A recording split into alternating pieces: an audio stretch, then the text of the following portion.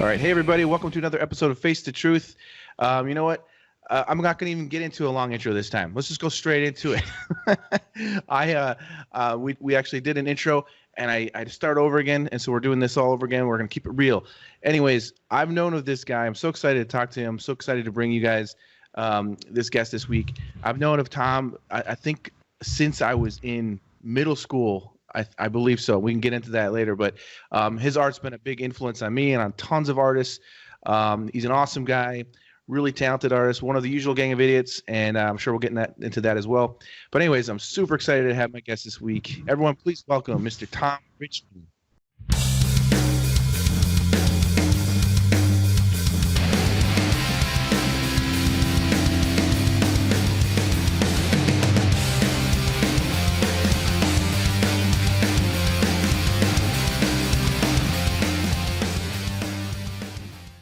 Hey, Jason. Yeah, thanks for having me. Yeah, thanks for doing this, man. My pleasure. Right away, real quick question. Shouldn't you be hiding the bat suit? It's just there. I mean, no, that's amazing, man. You never know when a crime wave is going to bust out here in Burnsville, Minnesota. So, I got to have it at the ready. If I have to dig it out of a trunk or something, crime wave might be over. I've seen this suit. I mean, online for years, and I've always been blown away by how accurate and realistic it is. And where did you get a suit like that? Because it looks like it's like straight from the movie. It is. It's like a super screen accurate reproduction. I did some artwork for a guy who was a huge Batman nut. I guess it's probably got to be 15 years ago at least now. I did have to look it up actually what year it was. But this guy was a huge bat nut, and turns out that he made prop replicas, just Batman, but movie prop replicas, all sorts of different ones. And there's a whole subculture of people that make screen accurate movie props. And he kind of hooked me up into this world, and I bought the armor from one guy, and I bought the cape from another guy, and I bought the gauntlets, the gloves from another guy. So I pieced it together, but those guys were crazy. I mean, it was like the Tiger King, but for people that make costumes, because they were fighting over which one's more screen accurate, and there was all this backbiting. It was nuts. But I put it all together, and all I ever did it with it was take my kids trick or treating. And I would answer the door. So we were the Batman house on Halloween. So people would come here to see Batman hand out trick or treats. Oh, that's awesome. It's amazing, man. It's pretty sweet. That's so awesome, man. Is it actually pretty flexible in it? No, I would get my ass kicked if I tried to fight anybody in it.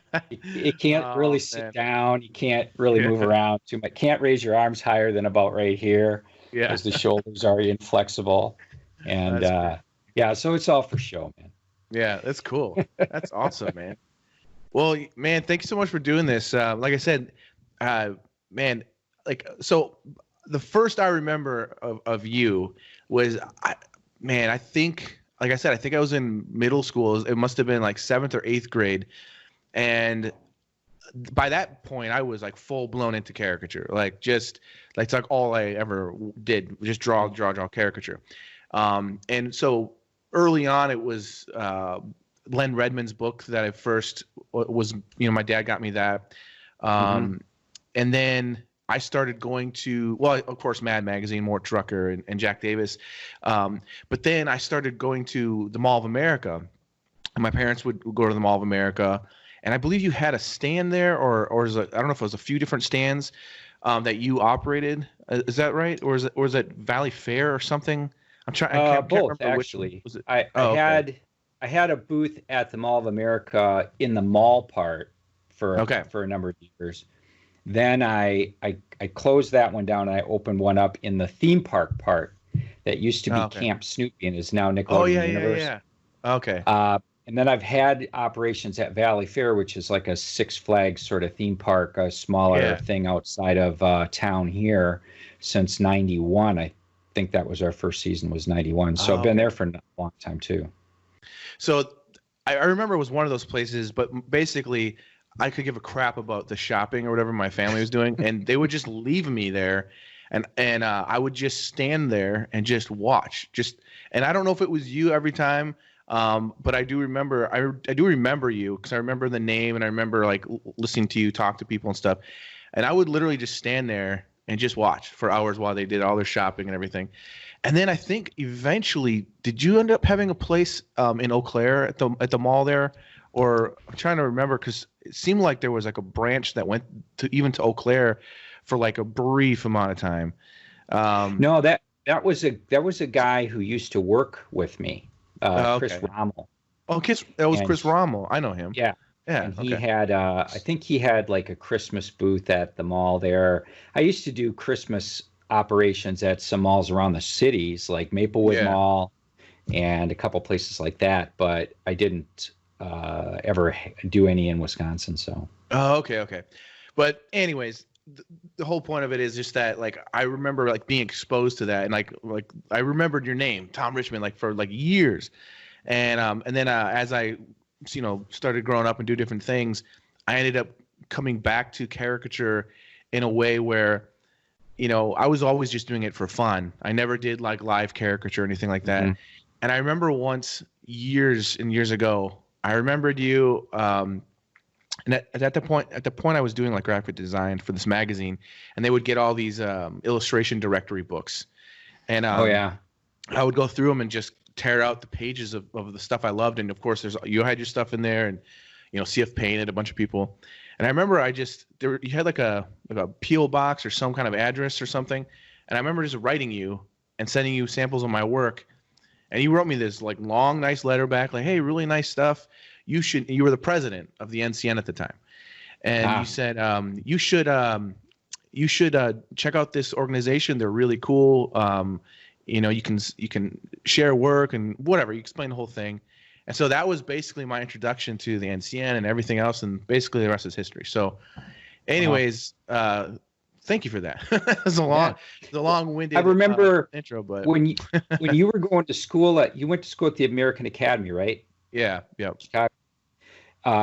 And you sent me a caricature you did of me. I can't remember. We were doing some back and forth or something, and you did this caricature of me that I used to have on my website actually. And I remember what you're talking about. Oh, that was way before I went to art school.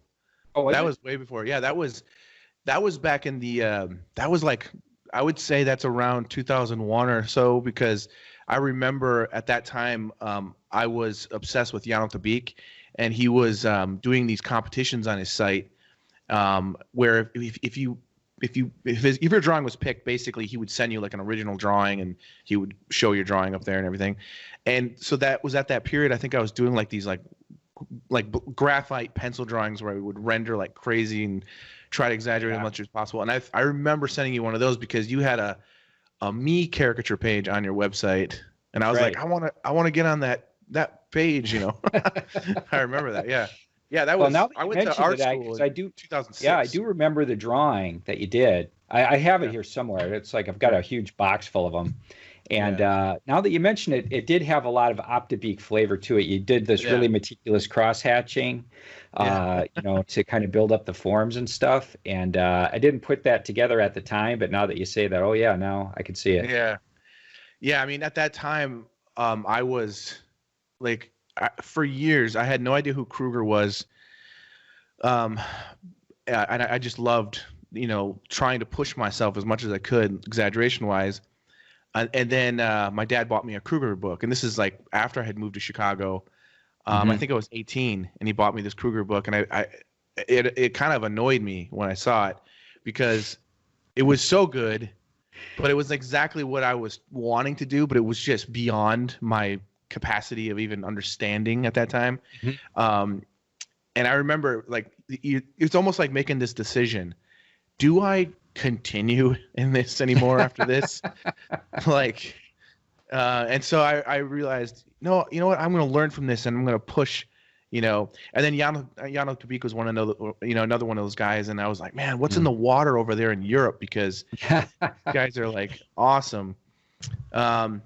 which is funny because we can talk about this, but I realized that like for years I was trying to break into illustration and into the illustration like caricature type world, and I realized that I had to stop looking at that stuff because it was influencing me too much, that I was exaggerating way too much. And I think it was Ishmael Roldan that told me, hey man, you're really good, but you need to pull back a little bit if you want to get published. And as soon as I took his advice, I started getting published. Yeah. So it's like, I was like, okay, I see this. I can do that. I can pull back. So yeah, it's interesting. There's only so much tolerance for that stuff in the mainstream, media world. It's like, if you're too crazy, and that's where I think Kruger kind of was able to kind of rise above that in a way, because his likenesses were just so startling that you almost kind of forgave this crazy exaggeration that he was doing. But you didn't see him in very many American publications, did you? Yeah. Like, no. I remember a couple of jobs I'd seen him do that were like heads, that were part of, I don't know, I want to say one of the entertainment magazines. He did like a year-end. I know you're talking about. I think it's Playboy. Like they were like really tight little, color pencil almost, right. And yeah. That's exactly what it was. And otherwise, his stuff just, art directors around here couldn't dig it.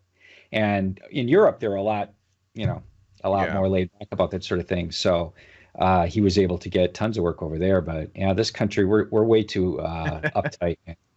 Well, I remember one of the first times I talked with Sam Viviano, before I started working with Mad, he was telling me, hey, listen, I like your work a lot, but if you want to work with us, he told me too, you gotta like stop looking at the Kruger stuff. And he said, Kruger's never doing a cover for us.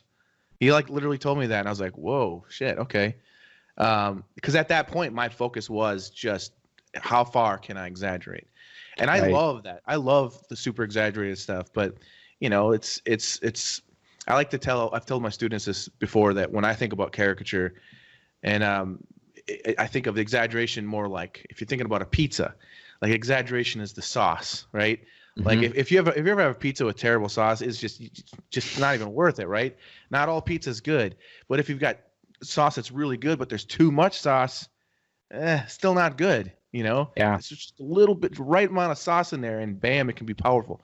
But then there's certain people that just thrive with exaggeration, and I think that's awesome too, But I've kind of found you have to find a place for it, that where that is part of, whatever your goal is, that's their goal too. It's hard to find that, where they really get to go to town. Yeah, exactly. A lot of clients it's very subjective, because a lot of clients will be all for it. And then some clients are just like even with portraits, clients are like, well, wait a minute. That's a little bit, can you make that way nicer? And it's like, that's what they look like. I made them look exactly like how they look. Yeah, but let's not make them look like how they look. Oh, okay. So, it goes all over the place, the spectrum. Yeah. So I know a little bit about how you got started, because I've heard years before you actually worked with Gary at Great America out here, right? At Gray's Lake. Yeah. That Great was America. Yeah, Great America. Was that your first introduction to caricature, professionally? Is that where that all started? Or absolutely. I didn't, caricature wasn't even on my radar until I got that job. Oh wow! So you weren't even really doing it until were you going to art school or something at the time? And I was going to college. Yeah, I was going to the U of M. I was going to the U of M at the time, and I had an art class, but it was an undergrad art class. It was called Alternative Sculpture, actually, and it was. I remember this class. It was horrible. It was anything but clay. You could sculpt in anything but clay. And the teacher was one of those parodies of an art teacher who's just very snobby, and it's got to be non-representational is what she's into. And I had to do this project, my first project, and you're supposed to design a building, like a model of a building that had some kind of a theme or message to it. So I thought, well, I'm at a college, I'm going to design a music school building. So I designed this thing. I made it out of wood, and it was like a grand piano, and the roof was angled, like the top of the piano's open. And it had a tower that went through it that was a guitar neck, and I went in there all after school, man. I was in the wood shop busting my ass in this thing. I got like a C on it because she said, well, this looks like a trophy or something. It doesn't look, it's way too representational. You should have done something a lot more free form or whatever. And okay. Guitars exist, and this looks too much like a guitar neck. So I walked out of that session and went, you know what? I'm not going to waste my time working on these projects anymore. So I would throw something together the night before. Funny, my grades went up. But I was skipping that class, and I was sitting in the community arts area, and there was a poster on the wall that said, "Can you draw?" And I went up, and it was an ad for caricature artists, actually for out at Valley Fair, which was a theme park here. And I applied for the job with Fosn Arts. That was Gary and his brother Steve's company. And I didn't get the job. Like they were like, yeah, I don't know if you're really going to be able to do this. We'll call you. So a couple weeks went by, and I was like, oh, man, I guess that would have been a fun job. And they called me, and they said, well, somebody dropped out of our park down in Chicago, not up here. So if you're willing to move down to the Gurney area and work for the summer, we can take you on down there. So I packed up all my stuff, and I spent the summer down there and totally fell in love with the art of caricature. That, while I was working with Gary and a couple of other super talented artists, and it was always some, like, this little bell kind of went off in the back of my head saying, hey, this is exactly what you need to be doing. And I never looked back from that point. I mean, I finished art school, but I never learned a thing about caricature in school. Nothing about cartooning, zip. So that's pretty awesome. So you basically learned everything about caricature from just jumping right into it. Because I mean, that's interesting. Like, it's interesting. The whole and part of me feels envious a little bit of that whole theme park thing, because I mean, when I was a kid, I thought that I invented caricature. I was like 9 or 10 when I first started doing it. I just started drawing people in a silly way. I started connecting with the idea, like, man, this is funny, and it's fun, and it looks like them. And my dad was a youth pastor, and I would just draw the kids, and they would, all the girls would hate me, but I just thought it was hilarious. And then that's when my dad got me the Len Redmond book, and I remember just thinking, oh man, like, this is something. I thought I was like coming up with something. And then that's when I started getting into Mad Magazine. I'm like, oh my gosh, it's everywhere. It's like it's like this thing. And then, but by the time I was by the time I moved to Chicago, because Gary, he had called me a couple times. Like when I first started getting involved with the NCN, and then Tad Barney had me on a few of his like, I think the Nose site or something. I had a few pieces, and just that alone. Gary noticed that, contacted me and said, hey, you do some good stuff. Would you want to come work at Great America? And I wanted to, but by that point I was already, I lived in Chicago, and it was like I had to move all the way there, and I was already married, and like, it just wasn't, possible. But I would go every once in a while and hang out with him, and just like hang out and watch. And then that's where I ended up meeting Grigor, at that, Grigor was working with them for a while. Yeah. And Ed Steckley was there before that. I missed Ed when I started going there. But then, like, there was a time, it was like just before I went to art school, so it was probably like 2004 maybe. Or this guy Lothar Spear, I don't know if you know I know him. Lothar. Yeah. Okay.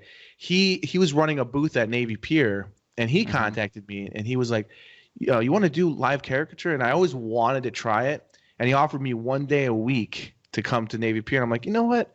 That sounds fun. So I did it for one summer, 1 day a week. Oh, wow. And he was like, I'll teach you how to airbrush and all that stuff. And he didn't teach me how to do anything. I had to figure it all out. But it was fun because I kind of just jumped into. So I was used to like basically training myself how to be a studio artist, where I do all these sketching and stuff. And all of a sudden now I've got to like, oh my gosh, there's someone sitting there, and I have to just draw them. And so I really did learn a lot like jumping into it. But I only did one summer because it was too slow. It was on Wednesdays was just not a good day. No. I mean, there was times where I'd be there all day and not one person would sit down. I was like, I can't do this. God. Like, this is ridiculous. Yeah. So, but then, then of course I ended up meeting people like Joe Bloom, who just rocks at doing the live stuff. And I remember talking with him about it. Like, man, I wish I could do that. And he's like, well, I sat there summer after summer for like weeks and weeks and weeks every single day. Of course I can do that. I was like, oh, okay, I guess that makes sense. Makes me feel a little bit better. Yeah, you don't. But I think it's a great start. Yeah, I think it's a great skill for any caricature artist or just artists in general. Like just to be able to, like, the one thing I got out of art school was the life drawing. Painting from life, drawing from life, like changed everything. That perspective.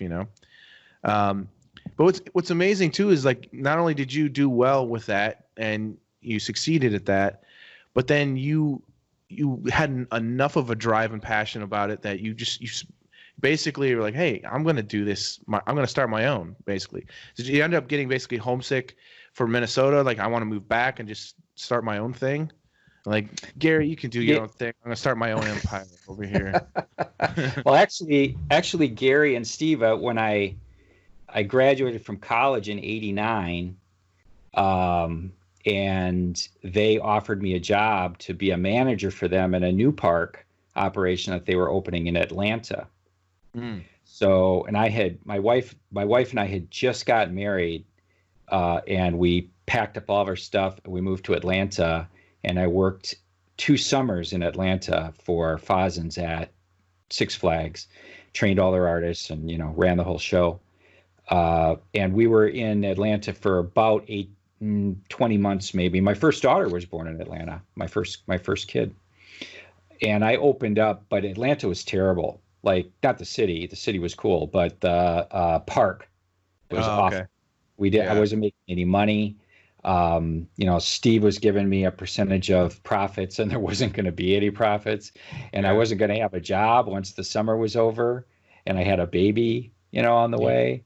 And I was like, oh, what am I going to do, man? I just, I'm going to have to go get a real job or something. And at that very time, they were reopening an entertainment complex in Atlanta called Underground Atlanta. And back in the 70s, this had been like a bunch of nightclubs and bars and stuff, and it got really seedy, and they closed it up.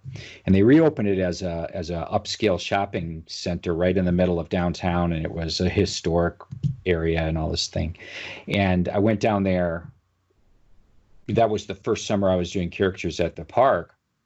And out of desperation, I went to this place and I said, "Can I? I'd love to open up for your grand opening, or whatever, for their big 2-week grand opening." And they said, "Well, I'll tell you what. If you build your own little kind of small stand, and we'll put you right here, and you can open up, and we'll see how it goes." I closed up that operation 19 years later. Oh my gosh! It went for almost 20 years. That's crazy. Yeah, that's awesome. And I moved back home after 2 summers, and I ran it from way up here. Had a couple of artists that worked for me basically for 15 years or something like that down there, and so I had that, and that operation was a good financial moneymaker. I mean, I wasn't buying Lexuses or anything, but I was able to pay my bills, and I came up here and I opened up an operation at Valley Fair. The park hadn't had a caricature artist there for years, and I just happened to be looking for one, and so it was all serendipity. But those theme park operations were what I used those to pay my bills, and I still did full-time caricatures at theme parks up through, like, I want to say like 2003 2005 or something like that. I mean, I'd been working for Mad. I used to do Mad parodies while I was sitting out at the park.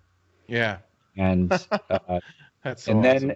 then something happened, and I actually, what happened was I hurt my wrist, Mm. and I wasn't able to do live caricatures. I could draw, but I couldn't do the live stuff where you have to press pretty hard to get those dark lines and everything.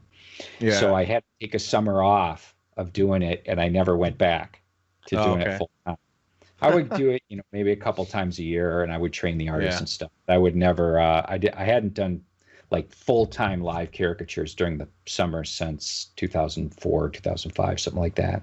But you're right. It is a great thing to be able to do. And when I teach people, I always say the great thing about live work is that you're forced to make quick decisions, and it's what I call reflective drawing. I mean, you don't have time to be analytical about it. You just have to sort of go with your gut.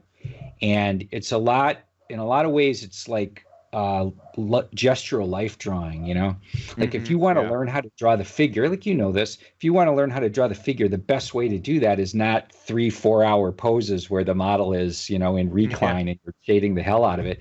It's like 30-second sketches of them moving and leaning and that type of thing, so you develop an instinct with the body and the figure, and then when you go back to spending time on a drawing, those instincts are there. It's the same thing with caricature. Like you develop an instinct for expression and what I call presence, and capturing the things about the face that it kind of becomes subconscious. And then when you go back and you have plenty of time to sketch something out, those instincts are there.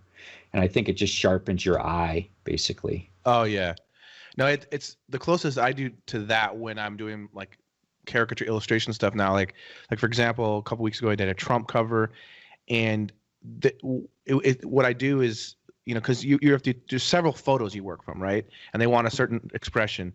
But what I find is the most exhilarating now for me, that like, oh, okay, I'm getting that feeling, is just watch the news clips of him, like while you're working on this, even though you're working from still photos, you'll see just weird little things that you can't see from photos. And you're like, oh yeah, I remember when he does that little thing there. And you just kind of start to slowly add these little characteristics. And those are the only things you get when you're doing live caricature. Like the person sitting there talking, you're like, oh wow, the right side of that person's mouth drops down a lot, whenever they say a vowel or something, So like, I just think that it's really, really key and really important, and I learned a lot from about painting from life as well. Just simple things like the usage of blacks, whereas I noticed when I started painting from life, there's no black, it just doesn't exist. And something like a black t-shirt, like you're wearing a black shirt, but there's no black, not really. I mean, maybe in some of the shadow you see a little bit, but like I started like noticing like painters, like, oh yeah, they're not really using too much black. And it's different when it comes to illustration, of course, like like Alex Ross, right? He'll use like tons of black and contrast, but like I just find that painting and that drawing from life is probably one of the best things that you could ever really do. I agree. And it took me a long time to figure that out, because like I said, I didn't go to art school till I was 26, and I was already working professionally at the time. And so when I went, I was like, oh, this is like a very simple thing, but it's awesome. I actually miss that. I would like to do. Grigor's always getting on me, because he teaches like this amazing like is it artelier, or how you say that word? Anyway, he's got this school that he teaches, and it's just amazing techniques, and he's got live models and everything. And he's like, you can come down, but of course he's all the way on the south side of Chicago. It's like far, And I got like daughter number 4 coming, so it's like, it's always there's always something. It's hard for me to get away, but I do love it. It's really fun. Speaking of kids, man, how many kids do you have now? Or you not now, like you have any recent, but you've got a lot of kids, right? I've got like 4. 4? Okay. Well, I guess man, that's weird. You're almost there. Yeah, I'm yeah. My youngest turned 25 yesterday. Okay. Wow. That's crazy. That's crazy. 24 rather. 24. Wow. Yeah, that's nuts. And how is everything going with you guys with all this? Like, because I mean, it's got to be a little bit interesting because your kids aren't probably all home. So you guys are you in constant communication with all this stuff? And I'm sure it's a little Yeah. overwhelming. Yeah, we're in the same boat everybody else is. Yeah. My oldest daughter, Elizabeth, who's 30, she has pretty severe autism. Oh, So okay. she's home with us, Hmm. and we're her legal guardians because she's over 18. Yeah. But so it's the three of us, my wife and Elizabeth and myself in the house now, and all the other kids are grown up and gone. Okay. But only one of them lives out of state. My Oh, okay. daughter Victoria, or my daughter Gabrielle, my youngest daughter, lives in Orlando, so she's down there. So that's tough. Yeah. But my son Tom lives in St. Paul now. He just moved back there this fall, and then my daughter Victoria and her husband live just south of us, about 15 minutes. So once a Oh, week we get together and have dinner. That's okay. You can do that. yeah. Uh, That's but good. yeah, and then so we're close enough that it isn't so bad. In fact, my son and his fiance, they have an apartment in St. Paul, and they got exposed to COVID-19. Oh, wow. They were at a very small party for a birthday get together for one of his buddies. It was only like four people there, but the next day they found out that this buddy's sister was tested positive, Oh, and she man. wasn't there. She wasn't Yeah. there, but he was. Her brother was, and he had seen her earlier that day. So they had to quarantine themselves completely for 2 weeks. They Yeah. never showed symptoms, but I had to go get their groceries and haul them all the way up to St. Paul and stand Yeah. outside and like wave at them while they came out and grabbed them off the curb. And then, so Yeah. yeah, It's it's nuts, man. What a world. so surreal. It is a very strange thing right now, man. I mean, like for us, like we're like I said, like my wife is 7 months pregnant, and she, basically trying to like make sure that she doesn't really go out much at all. Like I'm the one that, I'm going out and slaying the animals and bringing them back to the cave, kind of a thing. Um, but You're hunter and gatherer. yeah, yeah. But my two older daughters, they split half the time with their mom. So that's the one thing that I've been concerned about is, because they're with their mom for, for a few days and then they come back. Like, it's like, is this, so it's one of those things we're trying to keep careful about. But yeah, it's a little bit crazy. I don't know for sure because I didn't get tested, and no one else has been sick. But just before all this stuff went down, I was in New York for a few days for a party my agent was throwing, and I stayed with Fred Harper, and we had a great time. And as soon as I got back, and everyone was talking about the coronavirus thing, like people in New York were freaking out about it already. This was like February, and to be honest, I wasn't taking it very seriously. Like it just seemed like whatever. It's just so much hype and things get blown out of proportion, and so. But about a day or so after I got back, I got what I assumed was the flu, but I was so sick for like two and a half days. Could hardly breathe. Just not like it was out of breath, but just like my chest hurt really bad. Had a fever of 103, and I was at one point I was like sweating. I was sleeping in a different room for a couple of days just to be safe. Every time I cough, it just hurt. Everything was hurting. And at one point, I've never felt this terrible before. And I text my wife. I'm like, maybe we should go to the ER. Something's not right. And this, I never once thought about the corona thing. I just thought I had like a really bad flu. But I didn't go to the doctors or anything like that. I just waited it out, had the fever. And then about a week and a half later, I finally felt better. It took about a week and a half to like not feel like I had been hit by a truck. Like it really like wiped me out.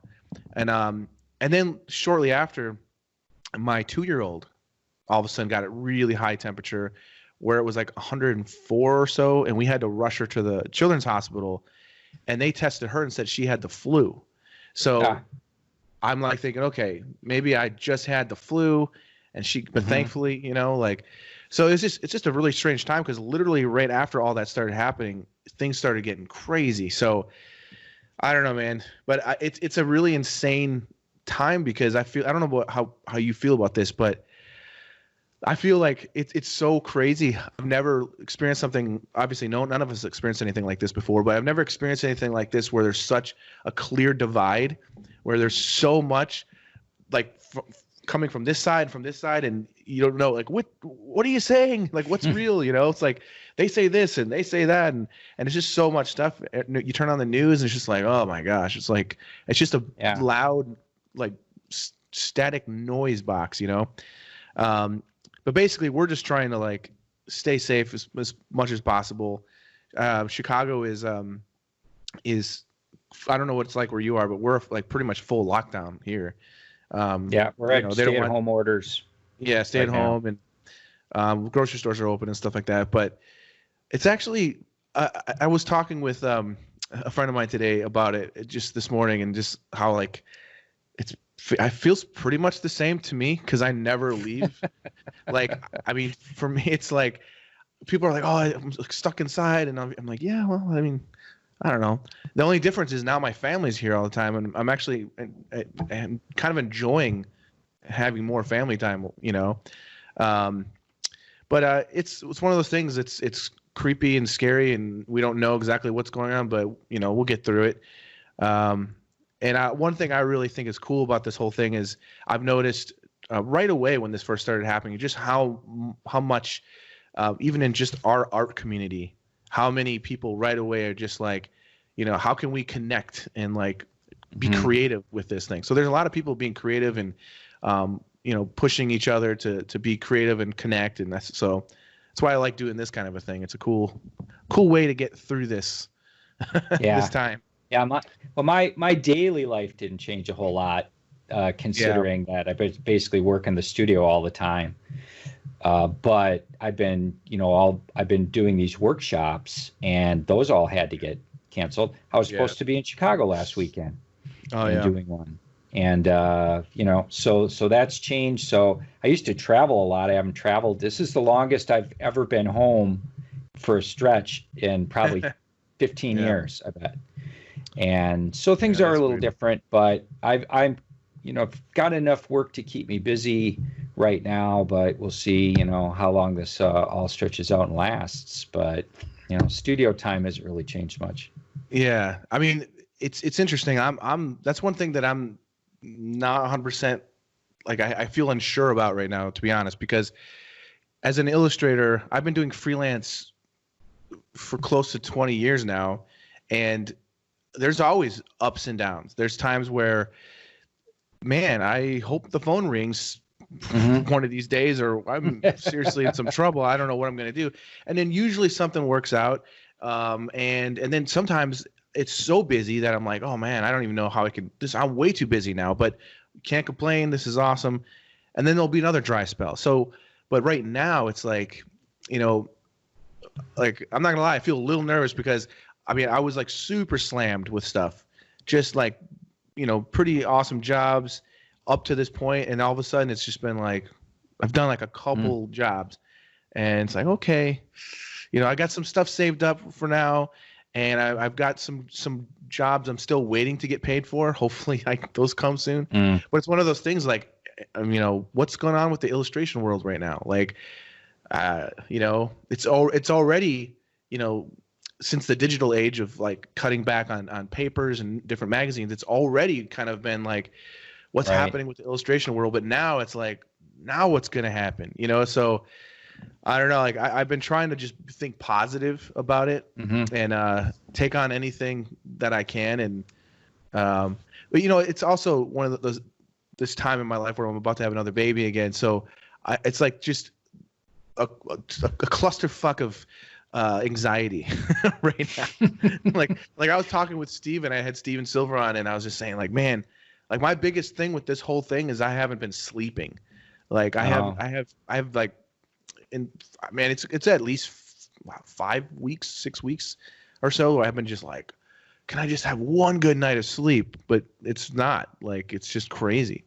But it's one of those things where I don't know if anything really, you just gotta kind of, you know, this is new territory. Yeah, for everybody. Well, at least you're not depressed. Like if you're No, I'm depressed, you'd be not. sleeping all around the clock. So that isn't a problem. Yeah, yeah. No, I'm not depressed. I'm more just like concerned about like everybody mostly, just like what does it all mean? Um, but the other thing too, I really it was great how you right away jumped right off the bat. Um, that's kind of interesting terminology. And got right into the caricature thing, which I think Yeah. was, by the way, did that come from Wuhan as well? The caricature. But No, I think that came from Mexico. Actually, it was. It came in a case, and you yeah, use little slices of lime with it. yeah, It's a yeah. different kind of Corona. No, But some reader of mine suggested I do it. okay. Wasn't even my idea.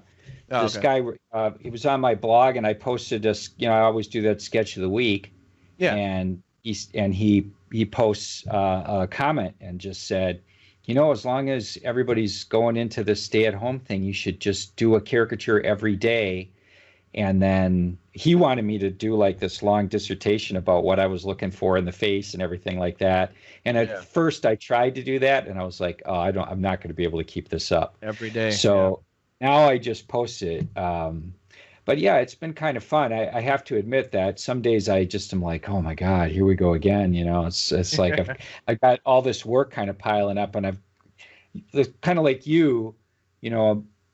I'm concerned about what's going to be going on tomorrow. But right now, today, I've got like 2 deadlines for Monday that I don't, Yeah. I'm wondering how I'm going to get this all done. So sometimes it's a little hard, but I'm sticking with it until at least the stay-at-home order in Minnesota gets lifted, which it doesn't look like it will till towards the end of May. Yeah. Keep on doing a face a day. I'm trying to pick ones too that people maybe haven't already done. Like some faces are done to death. Yeah. And I'm trying to pick ones that maybe people haven't necessarily drawn this person before, so it sort of forces people to actually do one if they want to participate. But it's been engaging. You could do a string of Bollywood stars.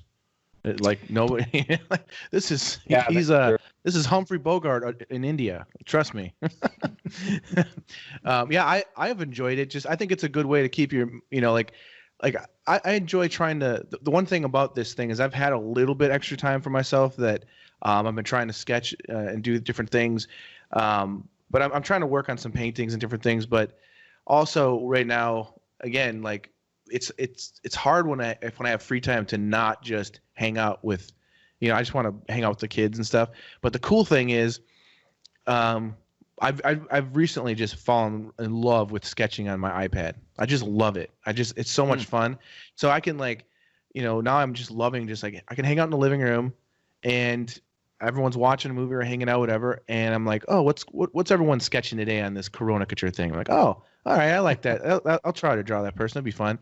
So that's kind of what I've been doing. I think I've done like 4 or 5 or something like that. But it's a fun way to again, I think one of the important things throughout all of this is a sense of community. And I think it's really important. And so something like this is a really great idea because the caricature world already is sort of a pretty tight-knit group. I mean, we pretty much all know each other. And that's a cool thing. That's not very in the art world. I think we're kind of a unique group, in that sense. And this is just another cool way. I mean, there's a lot of them, there's a lot of different caricature groups out there doing stuff, but anyways, it's fun. I think it's a fun idea. And it's interesting to see what I always love is when I see you post something and then like 10 minutes later, there's already people posting like, here's mine. Boom. It's like, whoa, that was quick. Okay. Yeah. Some people jump right on it. Yeah. I've been doing them in the mornings, mostly the first thing. Cause I don't even know who the person's going to be until the morning. Like I don't think about it. I don't think about it the night before. I, get up in the morning. I got to walk my dogs. And while I'm walking my dogs, I'm thinking about who we're going to do that day. And then I come home and I look up references, which I wish I wouldn't have done that. I should just post the person's name. But I post like 8 or 10 pictures that I find. That takes some time to look them up. And then and then I usually just sit down and do it and then get on with my day, But like today, Jimmy Fallon was our subject, and I just posted a theme park caricature I did of him last year. It's like the deadlines are getting too crazy right now. Oh, that makes sense. I actually think it's cool though that you're doing the references like that, because I mean, even I believe even unconsciously when you're choosing, because a lot of people look up to you in your work and are influenced by you. So when you post these references, I find that a lot of problems that people have when it comes to caricature, at the beginning especially, is I've noticed their choice of reference is so bad. It's like you're choosing a picture that already doesn't really feel like the person. Like when you think of Tom Cruise, close your eyes. Do you see Tom Cruise? Yes. You want to find a reference like that, that captures that. So I think it's a good thing that you're doing that, because you're picking pictures that you think represent that person, well enough. And so I think that's helpful to some people, because like, oh, these are great pictures.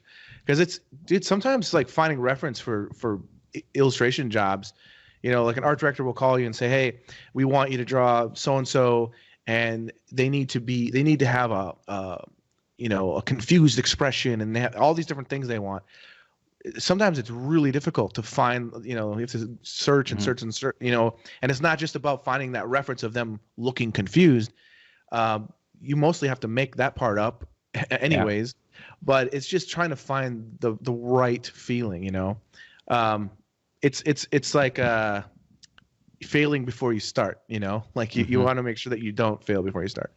But I think I think it's cool. Picking a reference is the first step in a good caricature, because you've got to find, and that's where a job like you just described is tough, because you're being asked to do a caricature of somebody with probably an atypical expression, something you do not identify them with. Yeah.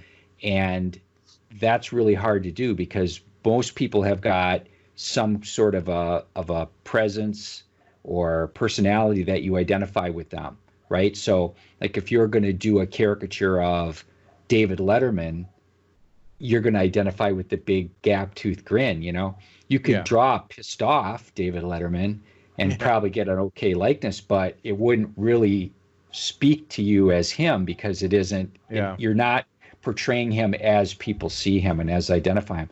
So when you're asked, and that's why, parodies for Matt are such a pain in the ass, because you have to draw the same person over and over again, yelling and, getting, being scared or whatever, different expressions and different emotions that don't have anything to do with how you really identify them as an actor or whatever. So you have to make all that stuff up, because you're never going to find pictures of them, doing that sort of thing.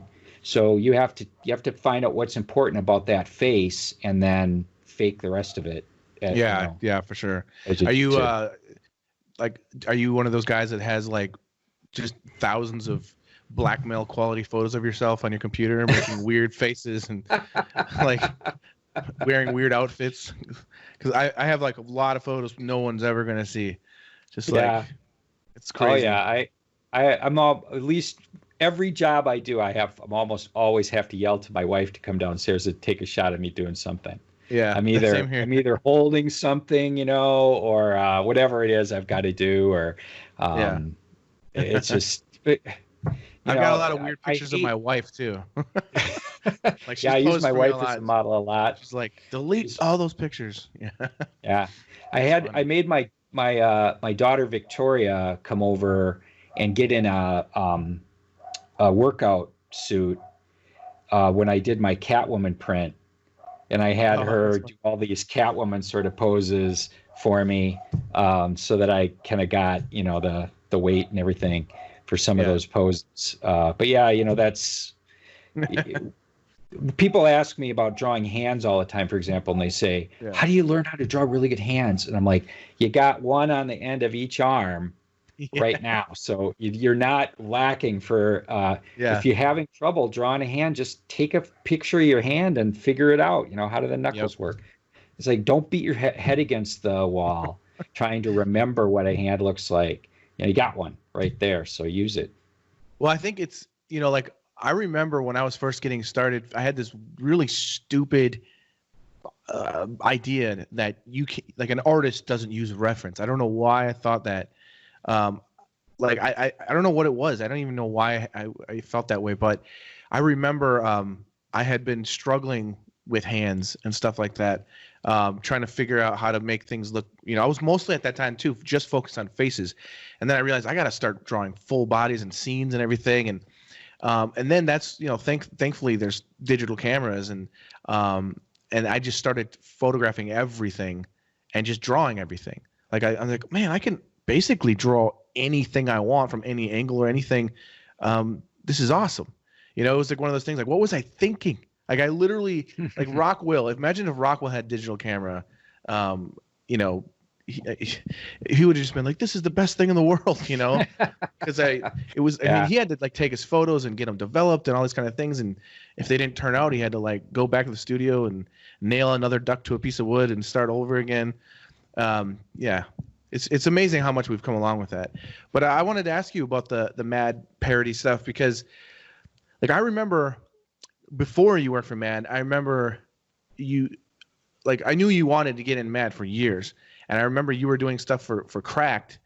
And I remember seeing the Cracked stuff and saying, man, this is like, I can't believe he's not working for Mad yet. Because like I kept seeing him, like, this looks like Mad stuff. And I think you were doing mostly black and white, right? In Cracked at that time? I did. Yeah, there was a little color section of Cracked, and I think I did 2 color ones and 2 black and white ones for him. Oh, okay.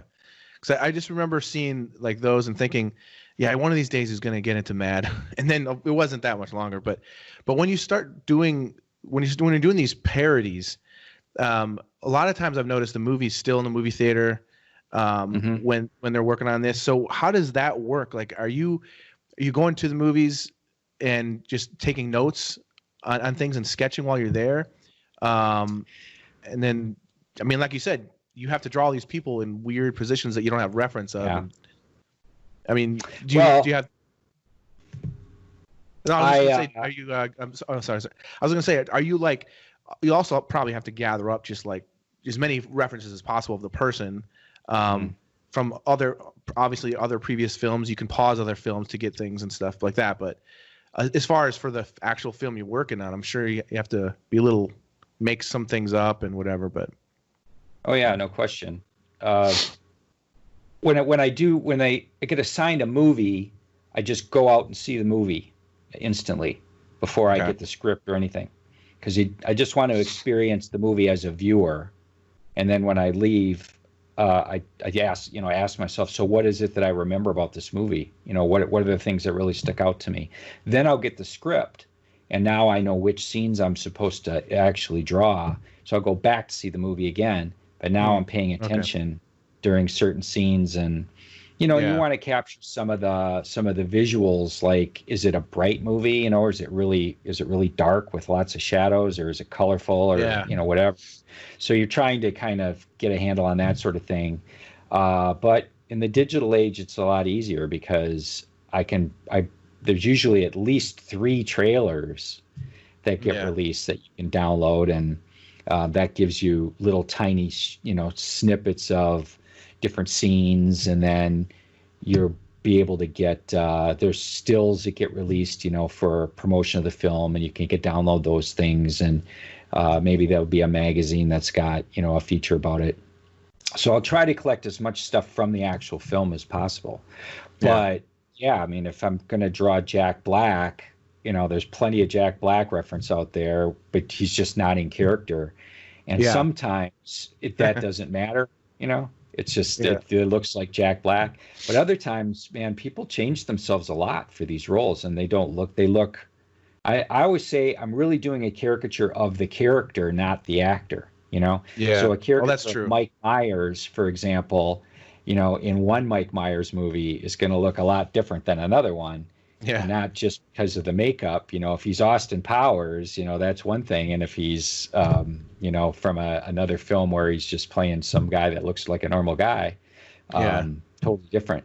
So yeah, that's kind of the big challenge with it. And then the other part of it is that you have to draw the same face, at all these different angles all the time, and you really can't exaggerate that much, because if you give somebody a giant chin, and Then haha, they that looks turn. great, and yeah, Yeah. and then you turn them in space, and suddenly they've got this giant Yeah. watermelon sticking out from their head, and it doesn't look right anymore. So you have to really pick and choose where you're going to push things because you have to Yeah. be consistent. It has to look like the same character over and over again in all the panels. So it's just a lot of juggling that basically you have to do. Yeah. And are you still doing it old school, where you're doing all the pencil and then inking them, or do you do the ink digitally now? I still ink the old-fashioned way. Oh, okay, Um, cool. but actually, a lot of my roughs now I do digitally, and I used to do those in pencil, and then I would blow them up to art size, and then redraw them on the board, and then ink them. But now I do a lot of my roughs digitally. It's actually quite nice because if I happen to get a real good caricature of somebody just really quickly, and then I realize, oh shoot, I need to make this head a lot bigger or smaller or move it. I don't Yeah. have to erase it and redraw it. I can just grab it, move it around. I can play around with composition. It makes it real nice on that when I'm coming up with the layouts and the compositions and stuff. Then I'll just print that stuff out and put it on the light table and redraw it on the board and then ink it with a dip pen and brushes. I've tried digital inking. I just can't. There's a disconnect for me somewhere in there. Yeah. I need Yeah. that tactile, the paper scraping and the pen and all that stuff. I need that physical resistance, I guess, or something. There's some mental thing that's preventing me from getting the look I want digitally. And then I scan it and I do the color digitally. So I go back to the computer. So sort of computer, Yeah. traditional, back to computer. But I get the look I want, and so I'm happy with the process at this point.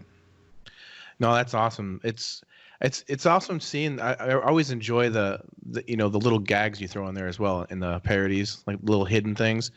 That's the Um, fun part for me. yeah, it's funny when so working for Mad was like a dream for me as well. Like I was like, man, that's what I want to do one day. I got to work for Mad, and I had been sending Sam my work for years, and then finally one day, he invited me to New York, or I was in New York, but he invited me to come up, so I got to go Mhm. and meet him in person and see the arts, the space and everything.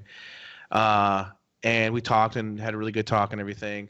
And he told me at that time, he says, "Hey, your stuff's really good. We're gonna be in contact for sure." And he's like, "Just keep working on scenes and keep working." He like telling me, he kind of gave me some good tips and everything. So I was like, "Okay, cool. Yeah, I'll keep doing that." And I was just like, "Man, this is cool. The idea of I might someday, it was like one of those things where I left and I was just like, I was all excited to be there, but I'm like, oh, um, and because I thought maybe he was going to give me a job, like when I first, because he invited me to come up, but he was just inviting me to show me, which was cool. But then when I got my first job, this is sort of a funny story, and it's no jab at Sam. I love Sam, but this is what he told me. He goes, first of all, my first job for Mad was a 2-page full spread in color, which I was surprised because I was expecting like a little small thing or something. So I was like, "Whoa, this is crazy! No pressure at all." Like it was like I think it was like 5 or 6 comedians or something like that, and I was just pumped. And the one thing he told me, he said, "Hey, listen, I know you've been wanting to work for Mad for years. I know you're excited." He's like, "We hired you because we like your work. We want you to do you." And he said a lot of people that get hired for Mad all of a sudden try to make their work look more Mad like. Like, don't do that. Just be you, do you. So I was like, okay, I've been doing me for my whole life. I can do that. That's good. So I did it, but a lot of my techniques, a lot of the things I do in my work aesthetically, I'll like to kind of keep things a little not sketchy but loose in certain areas and painterly, and or maybe something kind of fades off in a certain area. So I did that kind of a thing in certain parts of it, and I thought it looked cool. But I remember I was so excited, so pumped, and so nervous to hand it in. But I handed it in. He wrote me back and he's like, Looks good. Can we have a call for a minute? And I'm like, oh no, what does that mean? And he called me, and he said, hey, this looks really great. But I was wondering, you got these little areas that are a little unfinished and everything. Could you make it look more finish this painting off so it looks a little bit more like Mark Fredrickson did it? And I was like, wait a minute, like that would be making it try to look more mad-like, I think. Like what? I just always thought that was hilarious, but I was like, okay, I'll try to make it look more like Mark Fredrickson. That's funny. But yeah, I'm actually shocked that Sam said that, because he's always says that to everybody, that don't try to be Jack Davis, Yeah, exactly. They in fact, that's one of the reasons that I didn't get a job in Mad right away. I was working for Crack for a couple of issues, and Sam looked at my stuff and said, your stuff looks great, but it's got too much Mort in it right now. Yeah. He said, you've got to step away from the Mort stuff and find your own voice. And, it's okay to be influenced by him. And he was very, very supportive. He was very specific. He said, I do not think you're a Mort Drucker ripoff artist. If I did, we wouldn't even be having this conversation. He said, you're clearly very influenced by Mort, and you need to start moving away from that influence and having your own voice take over. And he says, I can see it happening. You just have to keep on that road. So, and of course, at the time, I was trying to do these parodies, and Mort wrote the book on them. So I had Mads, like all over my office with, opened up to Mort parodies, and I'm looking at his compositions, and I'm looking at how he lays out pages, and all that stuff just, seeping in. And so I put it all away. I put all my Mads away, and I stopped looking at them. Yeah. And then each parody I did for Cracked was a little bit more progression towards my own look. And then I finally did one where Sam said, okay, this is what we're looking for. But yeah, they always are hyper about that. I know some great artists that won't, well, maybe who knows now, but back in those days, they would never have gotten a job from Mad because they just were too Druckery or too Davis-like, and I guess it's just something, and to their credit, they stuck to their guns on that. They never hired anybody that was really a real copycat artist. Yeah, but it's really hard when you're so influenced by a particular artist to because I mean, like a lot of us learn from drawing. Like I used to copy Mort Drucker's stuff when I was a kid, and Jack Davis. One of my favorites was Norman Mingo. Just loved his covers. And so you can, and then when I first started getting into the caricature illustration, it was C.F. Payne, and it was Roberto Prada and Ishmael Roldan. And I just every single thing that they did, I would collect it. And I taught myself, because this is way before I even went to art school. I was trying to learn their techniques by just looking at magazine printouts. And it's really funny. Ishmael Roldan and I became really good friends, and the funny thing was I would look at his work, which he was doing all acrylic at the time, and that's what I was doing. It was acrylics, and I would look at his work and try to figure out how he was doing what he was doing. And I'm just I've got the littlest, smallest little paintbrush, and I'm doing little cross hatching and just doing what I can, just rendering the hell out of these paintings. And then one day we decide to do a trade. And so he sends me a couple originals, and I sent him some originals. And when I got his originals in person, I saw them, I was like, what? They're so much more simpler than what I was doing. The problem is he was doing them this big, and and then when they get shrunken, they look like a different technique when they were printed. And when I saw him in person, I'm like, there was no cross hatching of any. It was very broad brush strokes. Almost some of it was almost painted color by number, how he was laying the paint down, and it was so much less complicated than what I was doing, and I couldn't believe it. And then when he got mine, he was like, He's like, wow, these are super detailed. I'm like, yeah. I was trying to imitate like what I was seeing in publication. But I mean, also C.F. Payne was a big influence, and I had no idea what his technique was, and so it was just, self-taught, just trying to figure it out, like,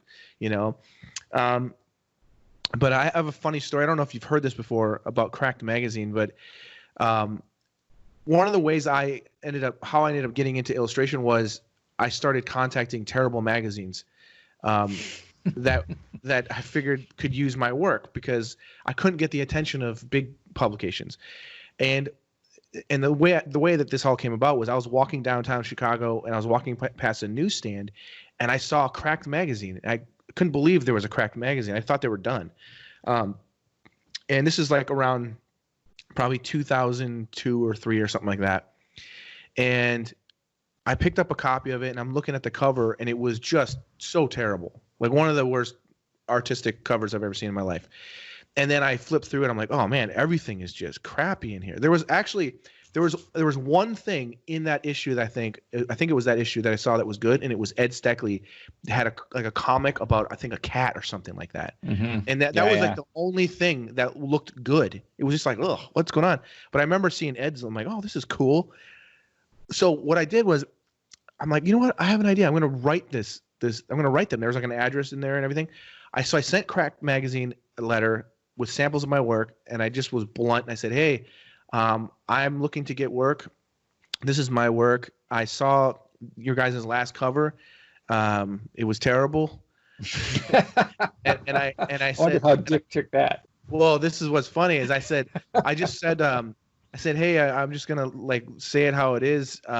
I think we could work together. I need I just like told him, I said, I need exposure, and I think that you guys could benefit, and we could work together. And what's funny is my work at the time was not that great either, but I was pretty confident. Let's put it that way. But the funniest thing is he wrote me a letter back, Dick, and he wrote me a letter and he goes, first of all, thank you so much for sending your work. Really like your work a lot and would love to work with you. Would you like to do the next cover? By the way, I did that last cover.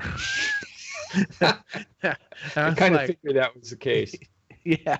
And I was like, oh, okay, whoops. So I ended up doing like, I think 2 covers, and then I did like maybe like it was like 2 or 3 issues I did like inside stuff. But they never paid me. It took them like 3 years or so to pay me, and they went bankrupt, and then someone else bought Cracked and they actually paid me. Which they didn't have to, I don't think, but that was just interesting. So I think it's fair. it was a fair jab at them. But yeah, that was just, I mean, I remember just working for Cracked, even though it wasn't Mad, it felt like that much closer. You know what I mean? Because Mad was like it's funny. I finally got to do a Mad cover last year, and even though it wasn't the original New York Mad, I still felt amazing that I finally got a Mad cover, because it's been something I've been wanting to do like forever. And in the meantime of when I first started illustration until now, I've gotten awesome experiences with time covers and different things like that. But I'm telling you, when I got the Mad cover, that's the one. That's the one that means something. Like I just like I don't have any of my time artwork anywhere, but I've got my Mad cover hanging on my wall. Like that's the thing that it's like my 10-year-old self that used to sit at the table at my grandma's and draw from Mad was like this is the greatest. I finally did it. So that's rarefied air, man. I think there's only been 30 or I don't know how many Mad cover artists. It hasn't been that many. There's Mingo and Frias and Fredrickson did like 300 of them. And then the other 100 have been split between like 25 other people or something. Yeah. But yeah, that's awesome, man. Dude, and the best, that literally was like I was floating around when I got to do that. Like the whole time I was working on it, I'm like, I can't believe it. Something bad's going to happen.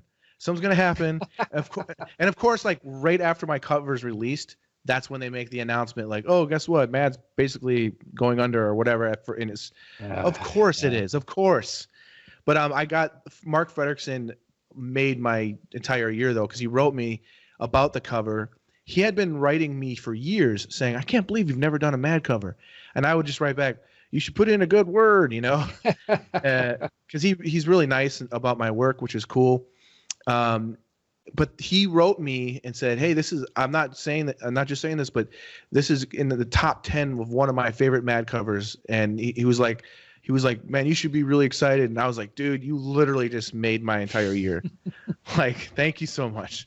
Cause like he's done like all of the Mad covers basically.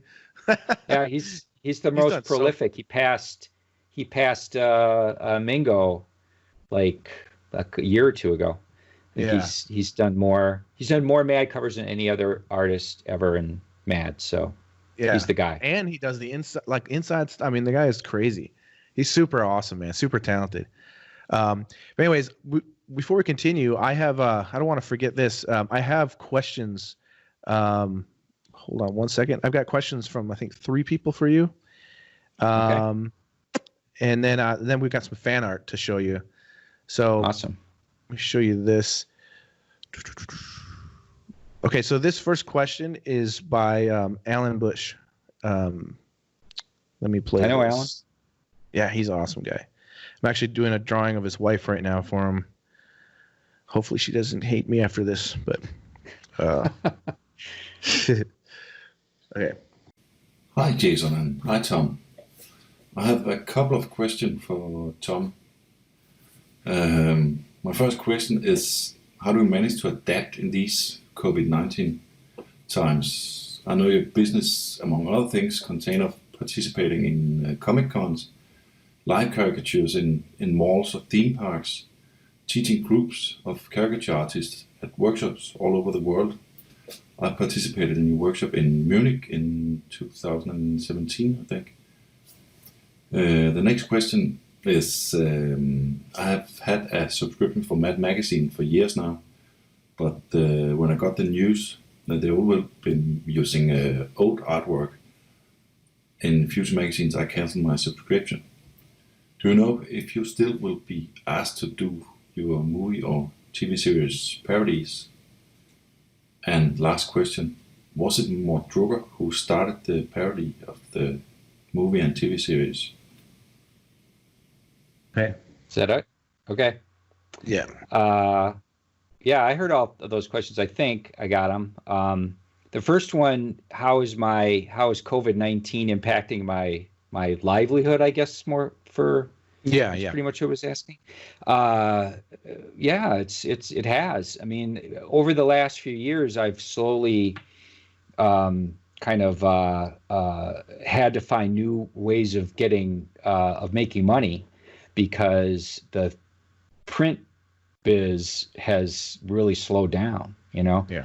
And I used to do work all the time for Sports Illustrated Kids and Scholastic and National Geographic World and a handful of other magazines that I would just do specialized ones for them. A lot of that work is gone now. I mean, I hardly ever do jobs for those guys. So now I teach these workshops, like you mentioned, all over the world. I do 3, 4, 5 Comic-Cons a year, where I do commissions and stuff and sell my books and things at the Comic-Cons. And the theme park caricatures are still a revenue stream for me. That's all gone at this point during the pandemic. So I'm down to just what I earn with my pencil in my studio. So it's tough. You know, I've got a couple of big jobs on the board right now, which is great. I'm doing this virtual Comic-Con thing that I started when I couldn't do Seattle back in March. I said, I'm just going to do it for 4 days, because I never sell those kinds of commissions at those prices online, because otherwise, oh my God, you know, I spend way too much time on these things for way too little money, really, in the grand scheme of things. But at Comic-Cons, hey, you know, you're there and you're doing them on the spot, and it's kind of a different animal. And So, and that's actually been going quite well. I've got quite a stack of commissions right now that once I'm done with these deadlines, I got to get back on those. So I'm doing okay. It's going to be a tough slog till life gets back to normal, but Yeah. it should be all right. Then the second question was about him canceling his Mad subscription because of the reprints, but I didn't understand what the question was. What did he ask me? If you're going to be doing, I think it was if you're going to be doing any more movie parodies. Oh, gotcha. Yeah. Yeah. Not with Mad, at least not right now. They're saying that it's one of the things they specifically said they were not going to do anymore were movie and TV parodies in the magazine, because they do about 20% new stuff and about 80% reprint stuff, and each issue's got a theme of some kind. So like the last issue was television. The last issue was music, and then they pick old classic stuff that had to do with music, and then they have a few new things in there. But movie and TV parodies are something you're only going to see reprints of. So, but my Des Devlin, who is a writer for Mad for 35, going on 40 years now, maybe, and myself, we probably done 40 or 50 movie or TV parodies between the two of us at Mad. Well, he's done more, but the two of us have combined to do them. We're going to do a book, actually. We're going to do a Kickstarter, and we're going to do a book of movie parodies. And it's going to be a combination of new movies that are going to come out over the next year or so, and classic movies that never got parodied in Mad. And so we're going to try to keep the genre alive by doing this book, and we'll see if it gets, if it gets supported through crowdsourcing, we'll do it. If it doesn't, we won't. No, that definitely will get support. I'm pretty sure. That's the thing about Mad, that's like, besides the cover, for me personally, like I always liked to collect because of the covers, but then it was always the movie parodies. That was like the thing. That was like the big part of the magazine, and then throughout it was just peppered little bits here and there. It's almost like stand-up comedy. Like you've got your intro and your outro that are really important, and the middle stuff is important too. But it's just kind of peppered through to bring you back around to that crescendo. Mm-hmm. And so without those movie parodies, it's kind of like what are you doing? Yeah. I know. No, that's they never really explained it. I have a theory. I think it's because there's no potential IP, intellectual property potential in movie and TV parodies. They're only meant for the entertainment of reading it, and you can't license that stuff out anywhere. So I think they want to maybe spend more of the new stuff developing potential IP things like little characters and things like that they might be able to, I don't know. But for whatever reason, that's just something that you're not going to see any new ones in Mad. But I guess the plus side is you get to see some awesome classic stuff that they'll publish. And hopefully stuff that hasn't been reprinted like a billion gazillion times already. Like as much as I love the Star Wars parodies in Mad, I've probably seen them up 100 times in different reprint things. It's like how many more times can you reprint these things, dude? This just brings up like a painful memory, but so about 8 years ago I went through a terrible divorce, and one of the things there's a lot of terrible things, but when I went to get my things, collect my things, my fishing pole was snapped in half. Okay, not cool. No. And my tackle thrown away. Not cool. You want to know what else was thrown away? Like 80 to 100 or so Mad magazines I have been collecting for years. Maybe more than that, dude. It was like 2 boxes full of Mad magazines. Threw them away. That's brutal. Yeah, and I also had a friend of mine from California that so I'm not even counting this. I had this other box that he gave me from when he was a kid, and it was like old school, like originals, like 70s, original, like, and all of that stuff got thrown away. Like, I mean, so frustrating. It's usually your mom that throws that stuff out, you know. And no, this was on purpose. This was yeah. I felt the hate that day. My fishing pole. Like, why would you do that in my fishing pole? Oh man. Anyways, well, there was the third question. The third one. The other question. The third one was Mort the guy that invented the movie parody thing? Oh, that's kind of a loaded question. I would say you could say yes and no to that. He was not the first artist to do movie and TV parodies. In fact, Mad had been doing them quite often before Mort came around. But because Jack Davis did some, and there was a couple of other artists that did them. But when Mort came along, he actually didn't show him any caricature at first. He was just a cartoonist. And then they did a series of articles called Bob and Ray articles. And Bob and Ray were a big radio duo, comedy radio duo. And they started doing some TV stuff. And they were writing these articles for Mad, Bob and Ray at the movies or whatever. And cool. They had Mort do them, and Mort would do caricatures of Bob and Ray. And I remember having a conversation about this with Nick Meglin, the late editor of Mad, because he was telling me about how Mort got started. And he said, we had no idea that he was capable of this. He had done like Bob Hope comics and stuff before, where he did these, cartoon sort of characters and war comics and that type of thing. He was a great artist, but they didn't know he had this caricature skill till he started doing these Bob and Ray stuff. That's funny. And then they realized he has the perfect skill set to do the, really good likenesses for these movie and TV parodies. So then that's when Mort sort of was the catalyst for making that become what would eventually be a very big trademark of the magazine. So no, he didn't invent them. He wasn't the first person to do them, but he's the guy who sort of took it and made it into a genre. So I think he's the godfather of the movie parodies. Yeah, he kind of defined it. Exactly. This is a question by Dominic Zeilinger. Let's see. This next question. Hello, Tom and Jason. Tom, I've got 2 questions for you. Question 1. Are you still working on the revised and extended version of your book? Question 2. Is there a chance that you will draw a Mad-like movie parody in the near future?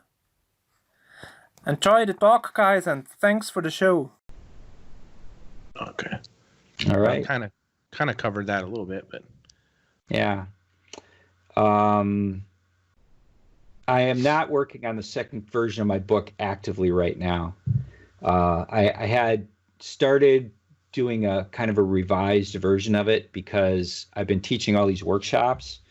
And I mean, you teach too, so you know that when you're an artist, you just sort of do what you do and you don't really think about it, And then when you're forced to try to explain to somebody how you do what you do, you have to examine your own process. And sometimes you realize in trying to figure out ways to explain it, you come up with ways that you sort of understand your own process better that way. And since I've wrote that book and started doing these workshops, I've come up with a lot of new, ways to describe what I do, new ideas of, this is a better way to explain it. So I've got a whole bunch of stuff that I would love to incorporate into the book. But this Kickstarter thing and a bunch of other projects that I've been working on has sort of taken over my life. So I had to kind of put that on the back burner.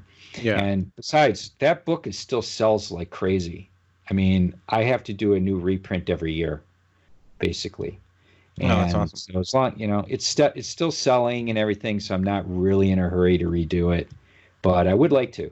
because I think I've got a lot of really valuable extra information and more cohesive ways to describe things that I incorporate those into my workshops right now, but I'd like to put it into the book eventually too. So, and then the second question is, we're trying to do this Kickstarter thing. I'll tell you, the first movie that we're working on, and we're almost done with it, is The Rise of Skywalker, cool. which will be the first Star Wars movie that hasn't been parodied in Mad Magazine. Yeah. And so we had to do that one first. And what we're planning on doing is we're going to launch the Kickstarter, and then hopefully it gets funded.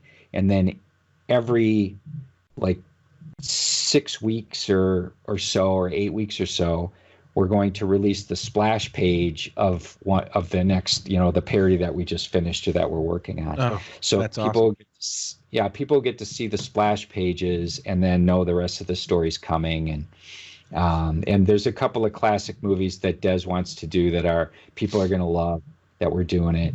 And so it should be really fun. And I hope it takes off, because I'd love to do it. It's going to be a ton of work. These parodies. Yeah. They're just an enormous amount of work. The research and the writing, the gags, and the chicken fat stuff in the background. I'm doing sorts of brainstorming on that, and then the caricatures and everything, and the storytelling. So they're a lot of work, but they're really a lot of fun, and that's gonna be awesome. I think it's a really smart idea. I think that's a no-brainer, really. I think people will definitely be into that. So there's another question. This is a question from Ryan Biddle. Hold on a second. It's taking a little. Okay. How often are you mistaken for Ben Mendelsohn? It's not a well-known name, but he's in a lot of movies, including The Dark Knight Rises. Oh, that's funny. It's this is a true story. It was maybe only about a month ago. I'm online, and I go on Facebook, and you know how you get notified that you might be in this photo, Yeah. And you're supposed to they asked you, would you like to tag yourself in this photo? And it was a picture of Ben Mendelsohn, the actor. And That's looking hilarious. at it going, people think I look like Ben Mendelsohn? Are you kidding me? This is new. So I took it and I put it on my Facebook page, and I said, this is new. And I took a screen capture of it. Is this you? Should you tag yourself? I had 50 people that instantly said, oh yeah, I watched The Outsider. And the whole time I'm going, that guy looks just like Tom. That guy looks just like Tom. That's funny. I couldn't believe it. Then I watched The Outsider, which he starred in. And I was been in lots of other stuff. Then I was like, okay, now I see it. I totally see it. Yeah, it's funny. Yeah, so now I realize everybody thinks I look like Ben Mendelsohn. He was great in Rogue One. The character in that was awesome. That's funny. That's the funniest part is I drew him in the Rogue One parody in Mad, and I drew him for the what was the other one that he was in? Ready Player One.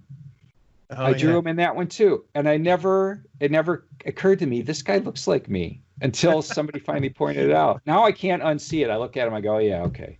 I see. That's hilarious. Did I see you sometime recently say that you drew your wife in a parody for someone because she wanted to be the character, but you were like, but you don't look like that person, but you were like, wife's like, I want to be that character, and you did it still. I did, snuck her in there. That's awesome. Yeah, she's hardly ever says, I want you to do this for me. Yeah.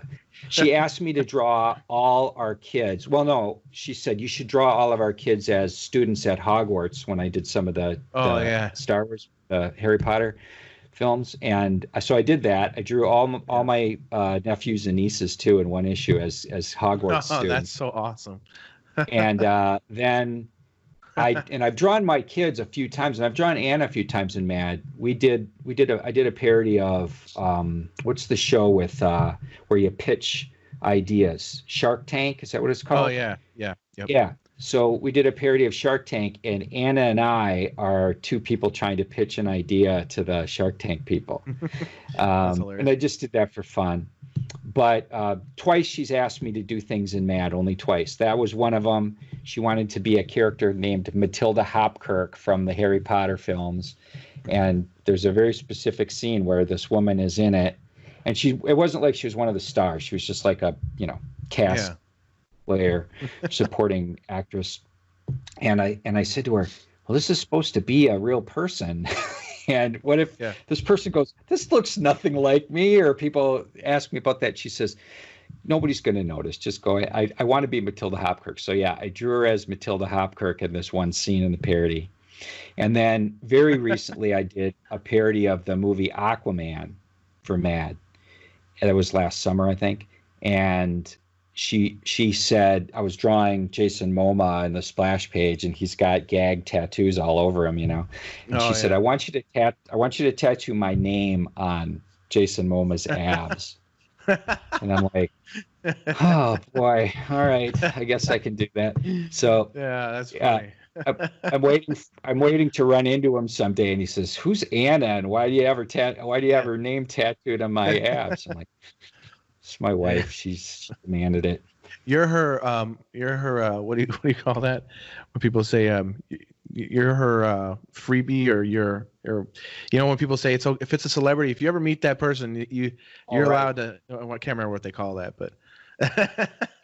It's like your not Seinfeld, Friends 5, I think it is, isn't it? Something like it was a TV show, Friends, where they said you get 5 celebrities that if you meet them and you're allowed to have sex with them if you get the chance, that's free, no repercussions.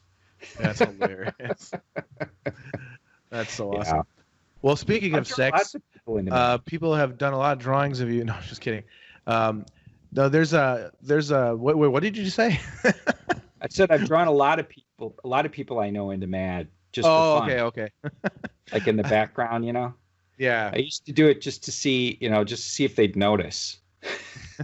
Oh, just like you didn't even let them.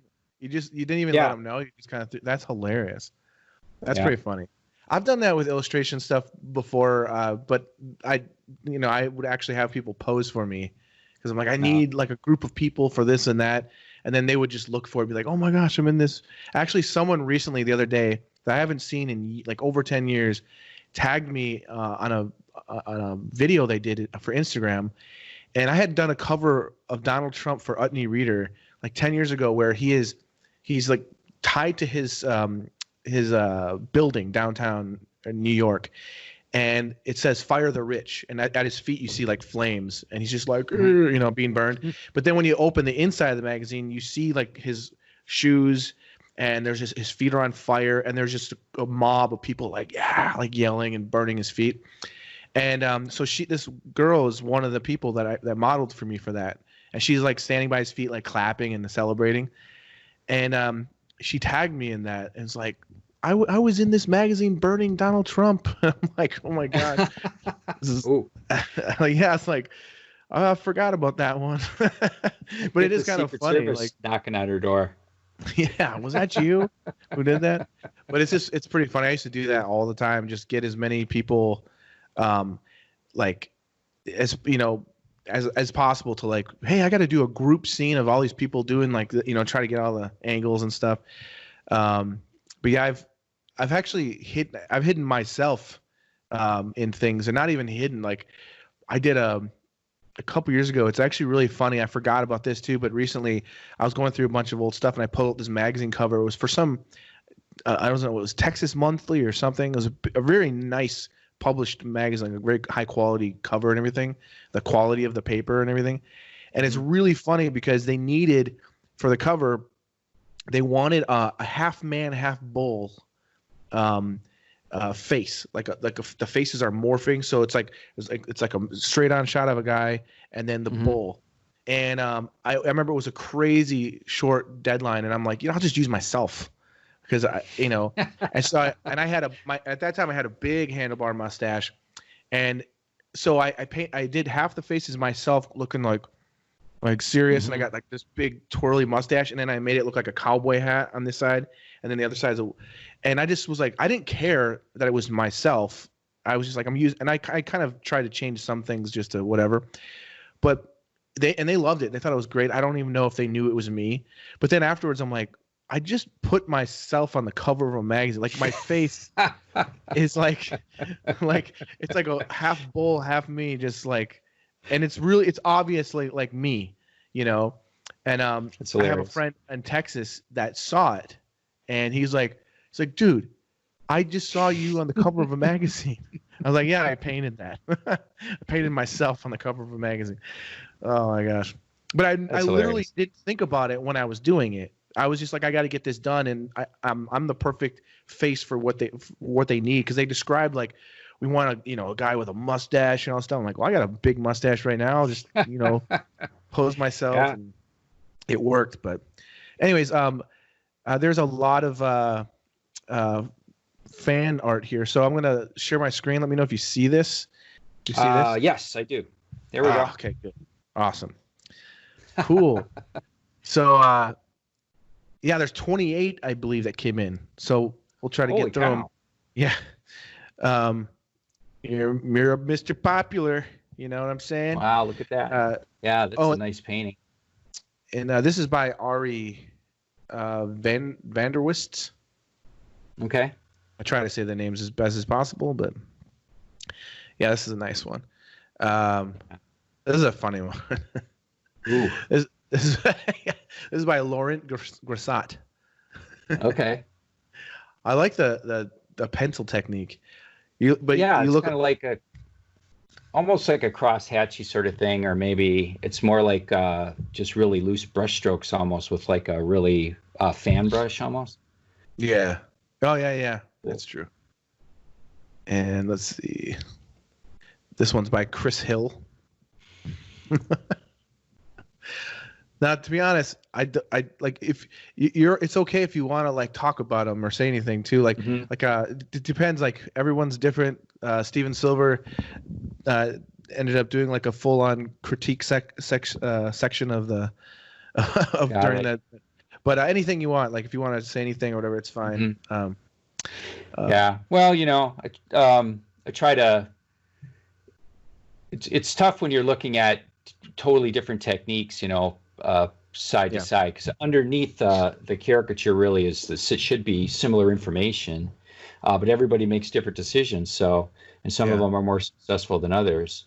Like certain elements of my face I see are more successful than others. Like I don't see myself as having great big round googly eyes like that. It's pretty tough to get my likeness if you totally change the eye shapes. But I like the head shape on this one quite a bit, and he's got my crooked chin, which a lot of people miss.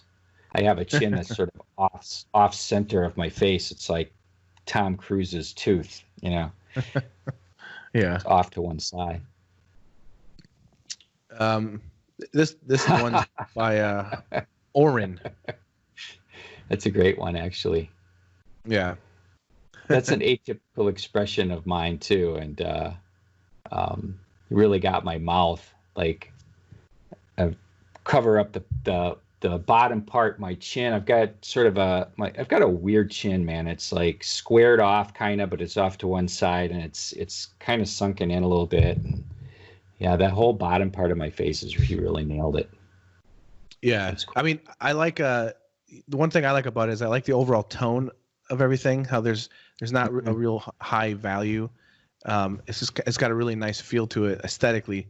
And the other thing that's interesting too is typically it drives me nuts when people don't draw irises round. It drives me crazy. But somehow it works in this one. It kind of adds to a little bit of the character. Like there's something that's like fun with the expression there. It works sometimes, Let's see. Yeah, the right eye is like not is oddly not human looking, and the one on the left is perfect, and the one on the right is different. Yeah, but somehow it does work. Yeah. Yep. There we go. Oh, this one's by Alan Bush. All right. Yeah. Yeah, Alan's a talented guy. I like that. I can't remember I guess I'm thinking back to those reference pictures I sent you. I think there were a couple where I had my eyes really wide open and bugged out, so that's probably where they're getting that from. Those aren't very typical expressions of mine. Similar thing here. For me, I think a big part of my look is I've got a really narrow bridge structure. Like it almost looks like there's a pencil shoved up in between my eyeballs here because it's this little thin, super sharp bridge structure and kind of dark sockets where my eyes are. And then I've got a small forehead and a lot more length between my eyes and my and my bottom part of my face. And that's a great head shape. Yeah. It's almost like the exact, just like a flip of that one.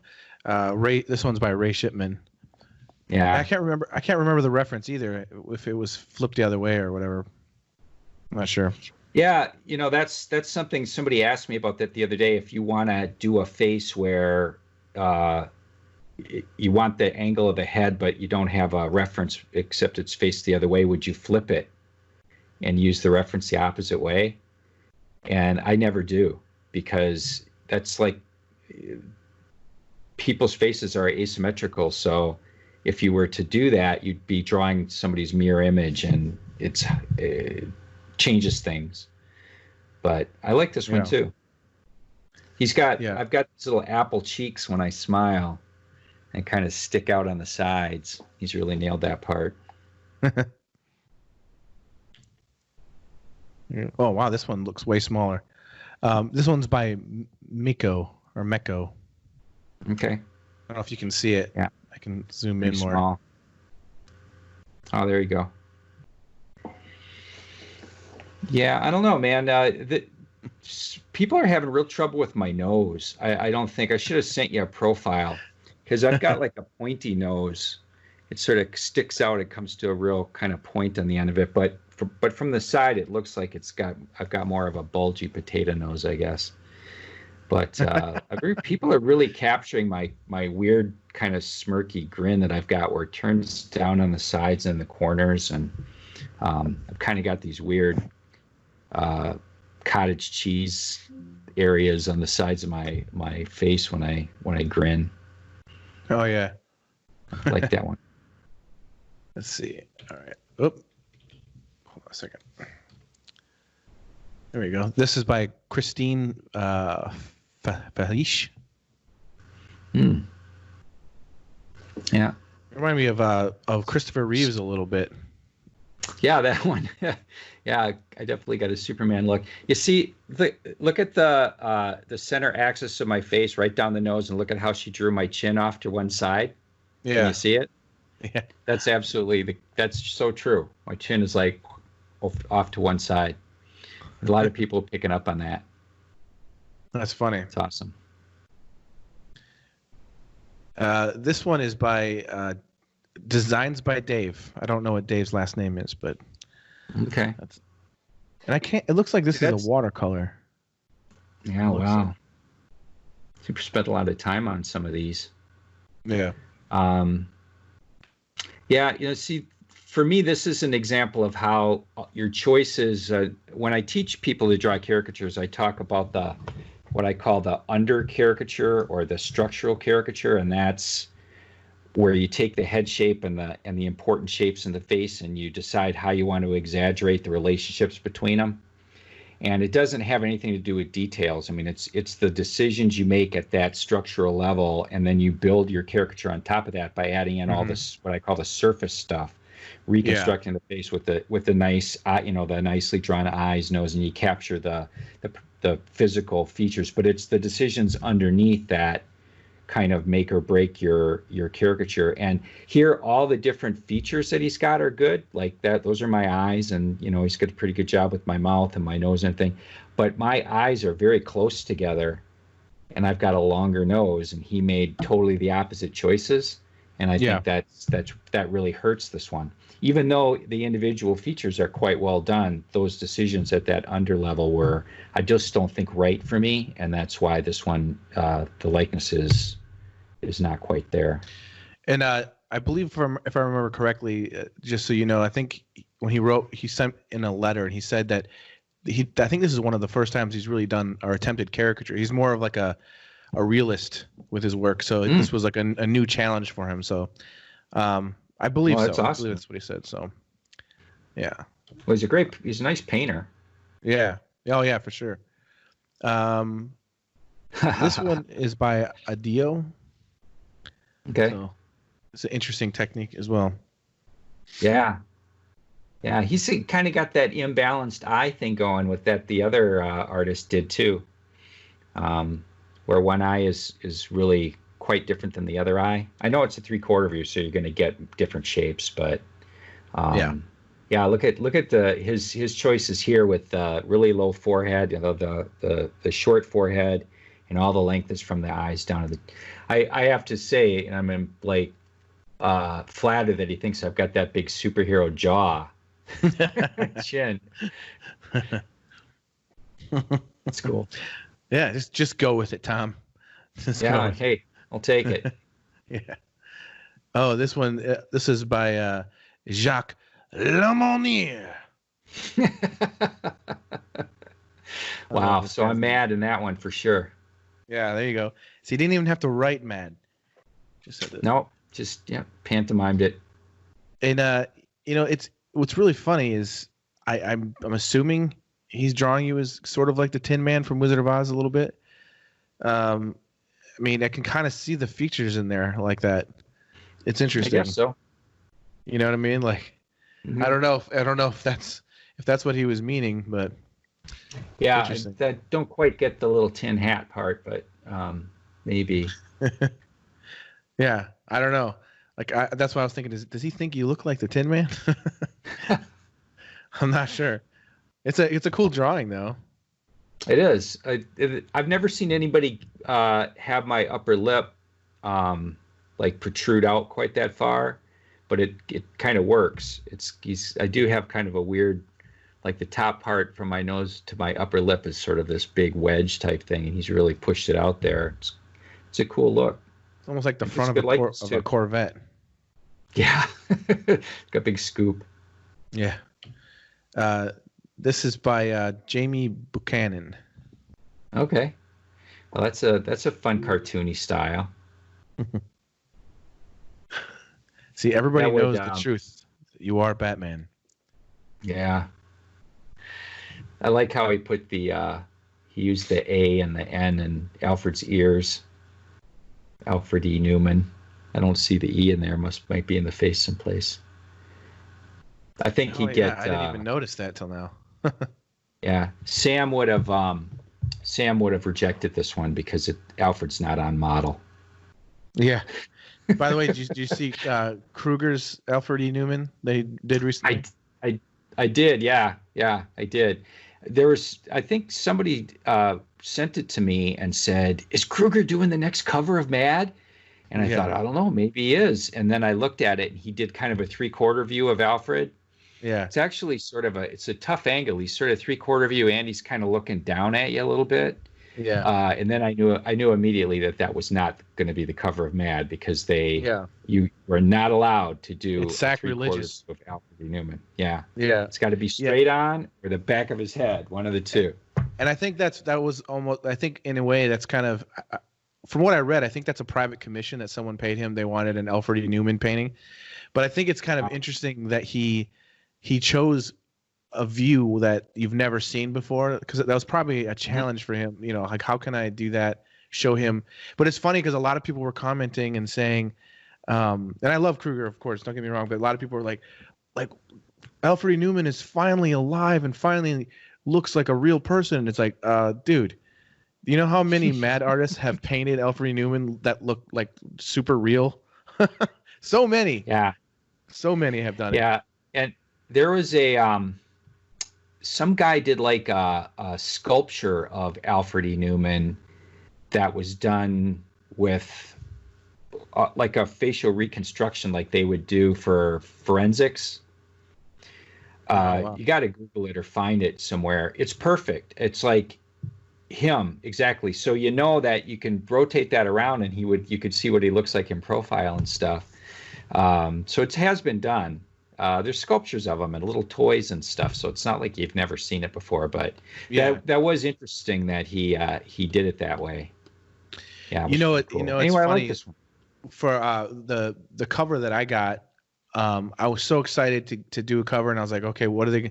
I was like, I gotta kill this, and then they were like, oh yeah, we want Alfred E. Newman with his mouth wide open, and we want an extreme close up, and then of course his ulva, we want Alfred E. Newman's face on that, and I'm thinking, and then right away I started thinking practical, and I'm like, well, his ulva is actually supposed to be at the back of the throat.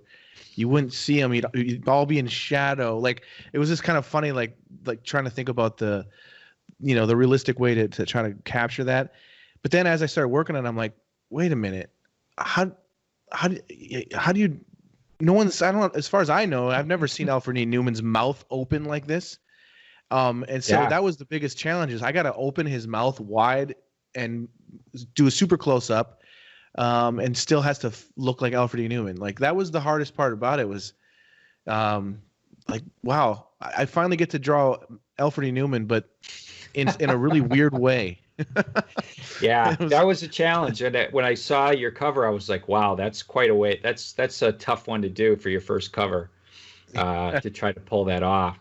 I thought you did a great job. I mean, I especially thought that the shadow across his tongue that had the notch out, for his tooth was a good touch, because it really, that was kind of a little gag almost in there as well. Yeah.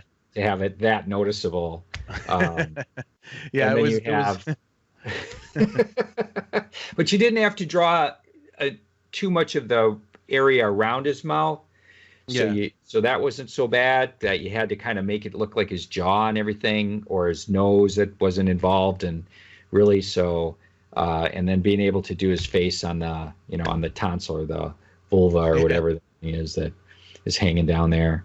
That was I felt for you, man, because I was like, the cover I did the first cover I did was a color by numbers cover. And it was an adult coloring book cover, so it was a total gimmick. And I remember John Ficara, the editor of Mad, because I'd been after him to have me do a cover for forever. I was like, whenever you got a cover you think I could do it, I'd really love to do a cover. And so they finally gave me this cover, and he said, well, we got a cover for you, but it's kind of weird. It's this adult coloring book thing. And I was like, well, I guess I'll go with it. And I said, what made you think of me? And he goes, well, we figured, it was an adult coloring book, and it was going to be really kind of, Alfred's going to sort of be sloppily coloring himself in with crayons and just have a little color area. He said, so we figured it really matched your coloring skills. And I was like, oh, John. Jesus. Here's the next one, by the way. This is by Christopher Planstedt. Wow, that's awesome. That's a great one, especially my eyes. He really nailed my eyes and my smile. That's a really good likeness. Really fun one too. Then you got those apple cheeks that you're talking about. Yeah, that's for sure. I was going to tell you that that shadow that you mentioned on Alfred's on the ulva on my cover. Like halfway through painting it, like I just was like, I want to do more. There's got to be like you pointed out that it was like an extra gag, and that was my attempt at like trying to add something a little bit more humorous in there. And I just played because originally, like I went through several versions of the mouth, and different things to try to get to, because you wanted to still feel like Alfred E. Newman, but they wanted it to be like realistic at the same time, Right. But then when I added that shadow there, at first they didn't want that. Someone pointed out that like, oh no, it's kind of distracting, and I was like, oh really? I really like that a lot. But then eventually it came back to, oh, actually that was awesome. So keep that. So I was glad. That's good. They relented. Because there was like, how it is, like a lot of back and forths, and different people have ideas and stuff. So anyway, this one, is this working? Can you see the animation? Yeah. This is by Dominic Zeilinger, by the way. It's pretty cool. Nice. Yeah, Dominic took my workshop in Munich also. Oh, that's awesome. That is really cool. Yeah, it's pretty awesome. This is the first time there's ever been a GIF sent in, so that's kind of fun. Wow. I like how he also, like you were mentioning, how your nose kind of gets pointy at the tip, and he definitely, he kind of pulled that. It's like a slope and then a little point there. So I think that's pretty good. Yeah, no, I think that's the way my nose works. That's a really good representation. See, he spent the whole weekend with me doing caricatures, so we drew each other and everything. So he knows what my nose looks like. Some of these other folks probably they only had the reference photos, and reference photos sometimes lie. Yeah, they don't really give you the real info. Yeah, but yeah, that's a great one. It's funny. This next one is by Waleed Shihab. Wow, it's interesting. All right, I got to get back to the gym, man. I mean, I know that COVID's been like keeping me away, but my arms aren't that far gone yet. Nice. It's interesting. That's a crazy style. It's just sort of almost an abstract kind of weird vibe to it. Especially with the hands. The hands are really interesting. Yeah. Just like basic planes. It's cool. Cool though. This one is by Juancho Jiretes. I'm not sure if I said that right, but it's pretty cool. Oh, you can see it looks like, I don't know if he just blurred a photograph in the background or something. It's hard to tell. Yeah, that's my wall outside my my studio. That's where I took the photos, I think. Oh, okay. References. Yeah. It's pretty cool how people can make different choices and still make it work, right? Because he's really got my kind of crooked ass little smile. But a lot of people will give me this huge distance between my nose and my upper lip, like that area just becomes this big sort of wedge shape, and give me a real small sunken chin. And he did the opposite. He gave me a real short space between my mouth and my nose, and therefore my chin ended up having a lot more mass. But it works. I mean, that really does look like my smile.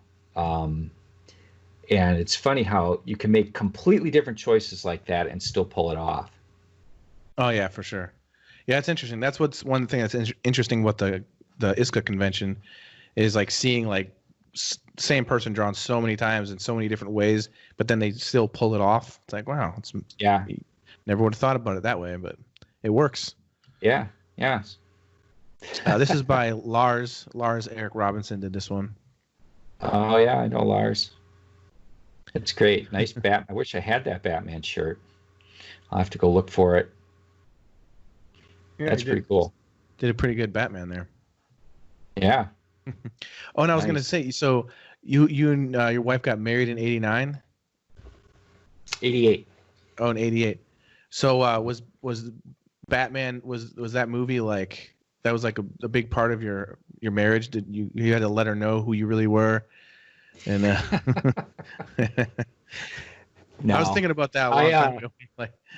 Like by the way, she gave me she was into it. She wasn't a comics fan at all, but she totally dug the fact that I was a fan of comics, and she bought me for Christmas one year when we first started dating.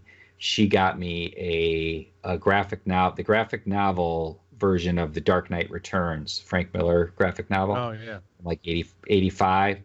And she gave me that for Christmas, and I knew she was a keeper after that because she went out and bought me a comic book.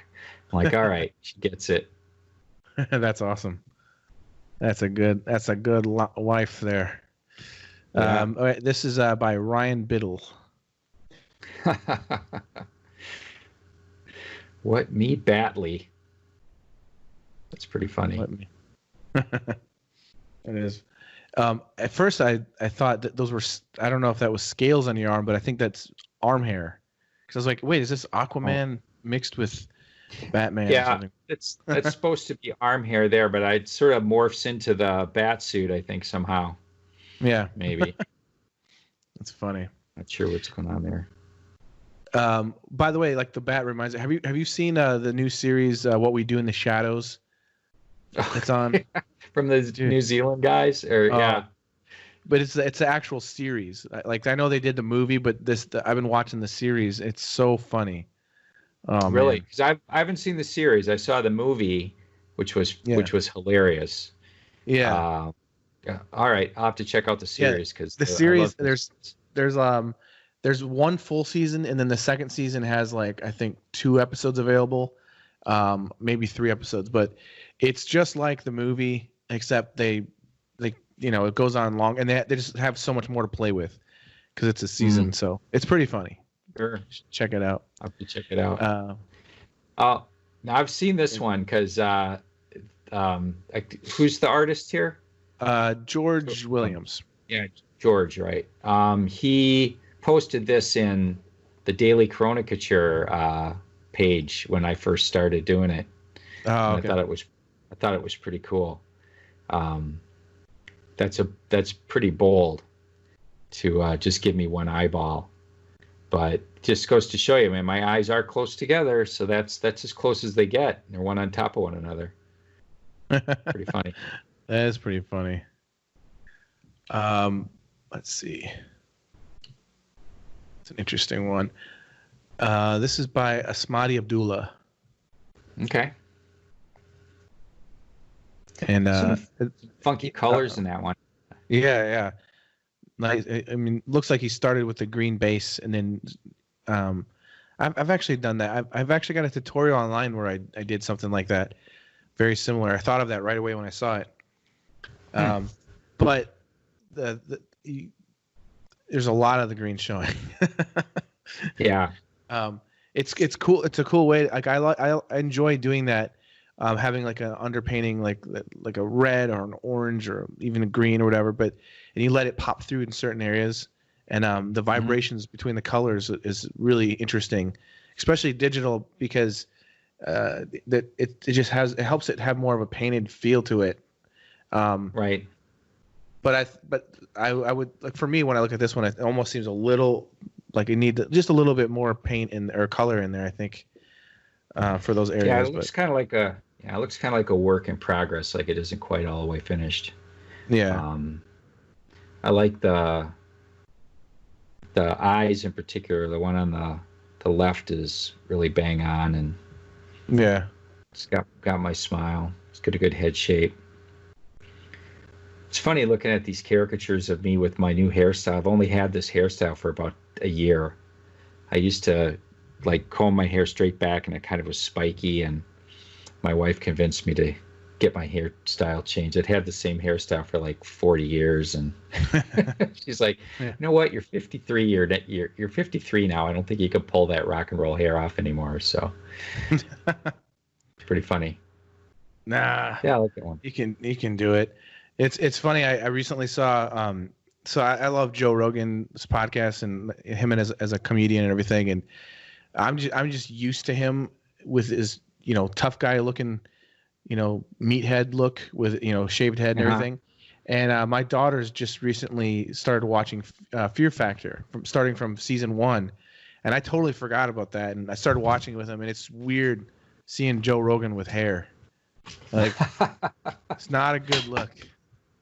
It's very strange. It just doesn't make sense. And he's like, "Oh no, dude, shave that head." This is by Dustin Clark. Wow, that's intense. Yeah, that's pretty good. I like the style in this one. It's kind of cool.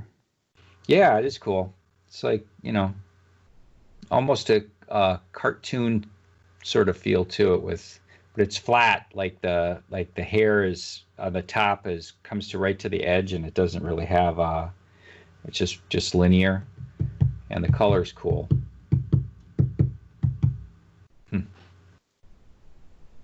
Here's one by Christoph Misat. And it looks to me like might be actual. This is definitely a traditional piece of sorts. Yeah. On toned paper. Okay, yeah. Looks like. Yeah, you're right. It's hard to tell these days. It can be. It really can. Yeah. That's interesting. It looks like I've got deer ears. That's very funny. Yeah, that's true. I don't know about that. I see myself in all these, though. I mean, there's little elements where they capture, like, people really get my eyes for the most part, and my smirky little grin, and then they just decide, hey, I'm going to go to town on his ears here. I got pretty big ears. Mine are longer, I think, and they're not pointy. They don't stick out like that. So that part is not quite me. So, but yeah, the eyes on this one too are really good. Eyebrows. This is an interesting one. This is by Jeremy. That's the only name I have is just first name.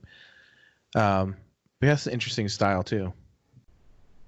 I can't quite make out the signature, but that signature looks familiar to me. I can't place it. Yeah, this one's really, I mean, some different choices here. The people really get the small forehead is something everybody's jumping right on. Everybody sees that, and the eyebrows, and that kind of my weird squared off chin. I love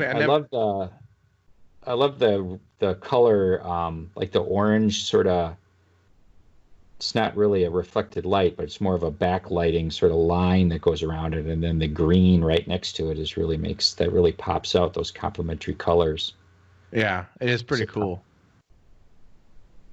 I wonder if that's I mean, just it's funny, all this Batman stuff. I don't know if this is why I'm thinking that, but when I first saw it, it just reminded me of the Batman animated series, like that style.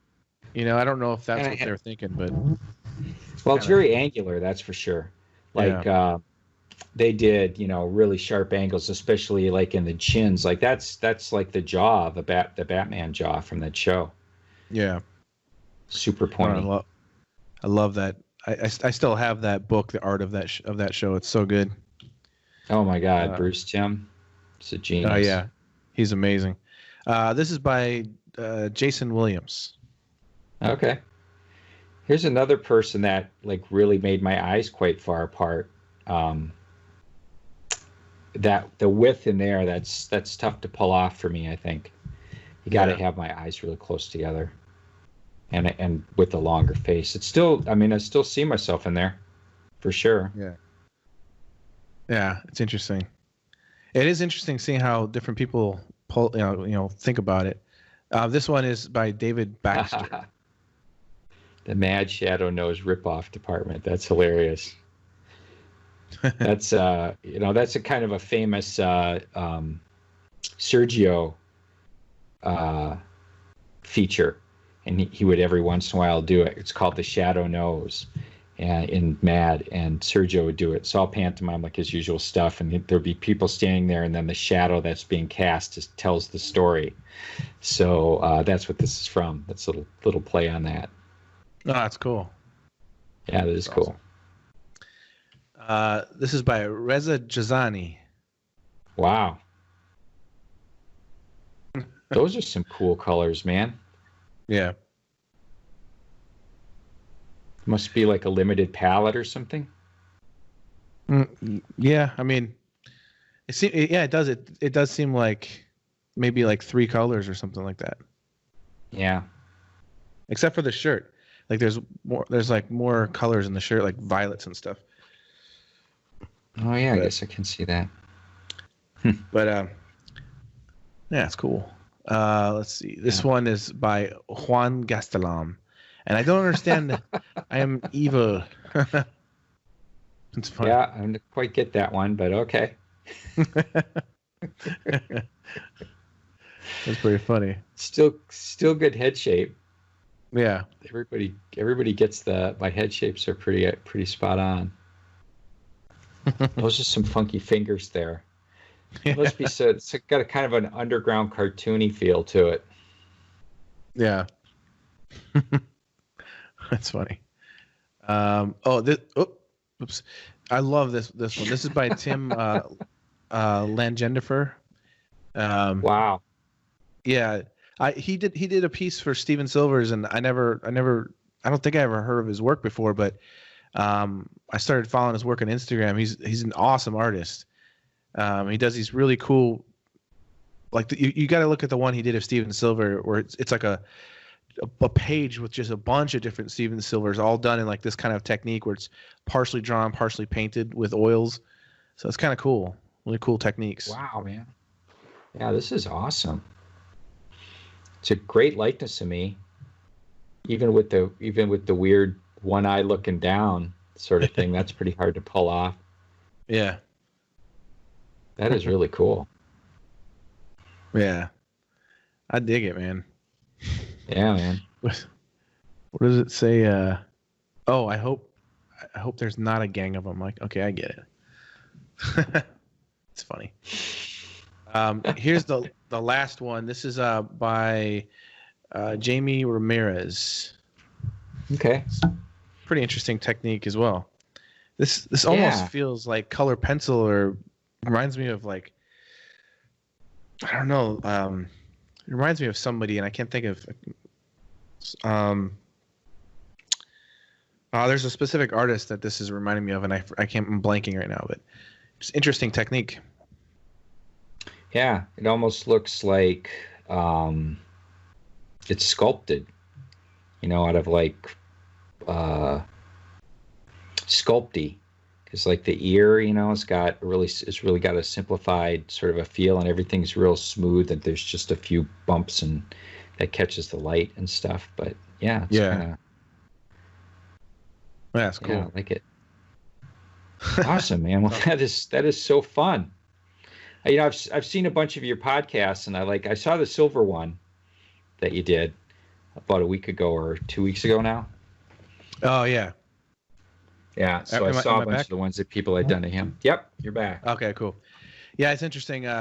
Sometimes it depends. Like sometimes I get like 5 to 7. Sometimes like the craziest one is when I had Tom Fluharty on, and there were so many that I had to make a decision, and I just said I'm just gonna pick, like I think it was like 30 that we were going to talk about like during the podcast. And then Tom was nice enough to do another extra video where we looked at because there was like 150 or more. It was crazy. So we did a whole extra bonus video of just looking at the other art. Cause we felt bad because so many people, but like, I think I picked like the first 30 or something that came in just to like, it's like, we can't the podcast isn't about just looking at fan art. That's supposed to be an added thing. Oh man, some people spend a lot of time on some of those. I know, that's why we felt bad. We're like, we got to do like, I was like, Tom, you want to make another video? He's like, sure. So we just made an extra one. I missed Tom. I was pissed that he moved away. Oh yeah. To Sioux Falls, an awesome guy. Because he used to live like maybe about 15 miles from me. Oh, and we would get together for lunch every once in a while. He lived in Prior Lake, which is another southern suburb of the Twin Cities here.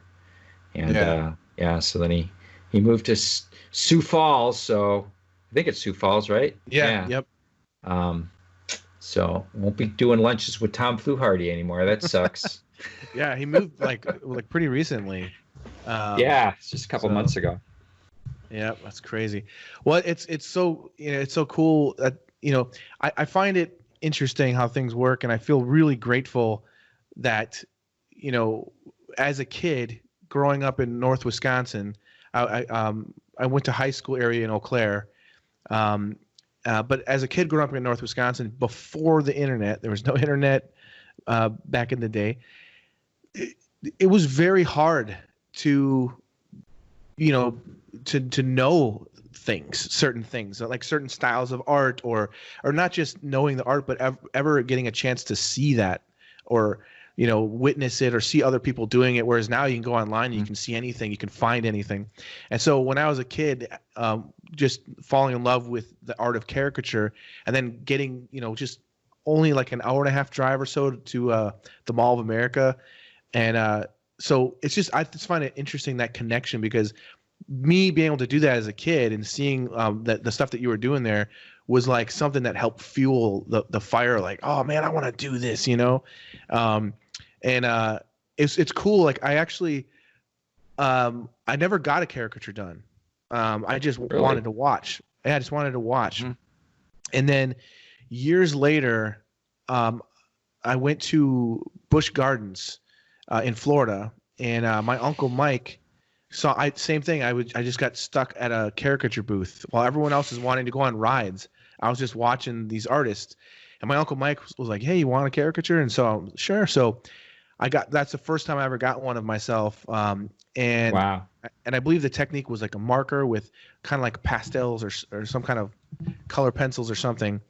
And I took that drawing back home, and even though it was a drawing of me, I redrew it over and over, and I was just draw it, like trying to figure out the technique, So, anyways, I find it I feel incredibly lucky that as a kid from North Wisconsin and literally living in the middle of nowhere when I was up there, that I was fortunate enough to. I mean, when we would get Chinese food, there was no one Chinese working in the restaurant. Okay, it was like there was no culture at all where I grew up. And this isn't even a joke, but I would tell people, like, in all seriousness, my family all lived in Green Bay. For most of my family did, and when we'd see someone that was black, a black person, that we just assumed they were on the Packers.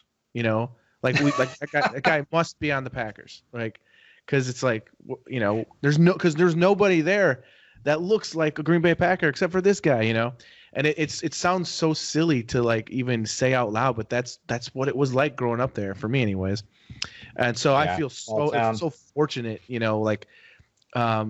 that through all of that I got, and again, as I mentioned earlier on when we were talking, as I started to dabble in my toes into actually doing this professionally, there you were again, and directed me into the National Caricature Network, which is really cool, because that was like another thing that helped me, like, hey, wait, you can do this, like actually for a job, you know what I mean? Because I never thought about it like doing it as a job.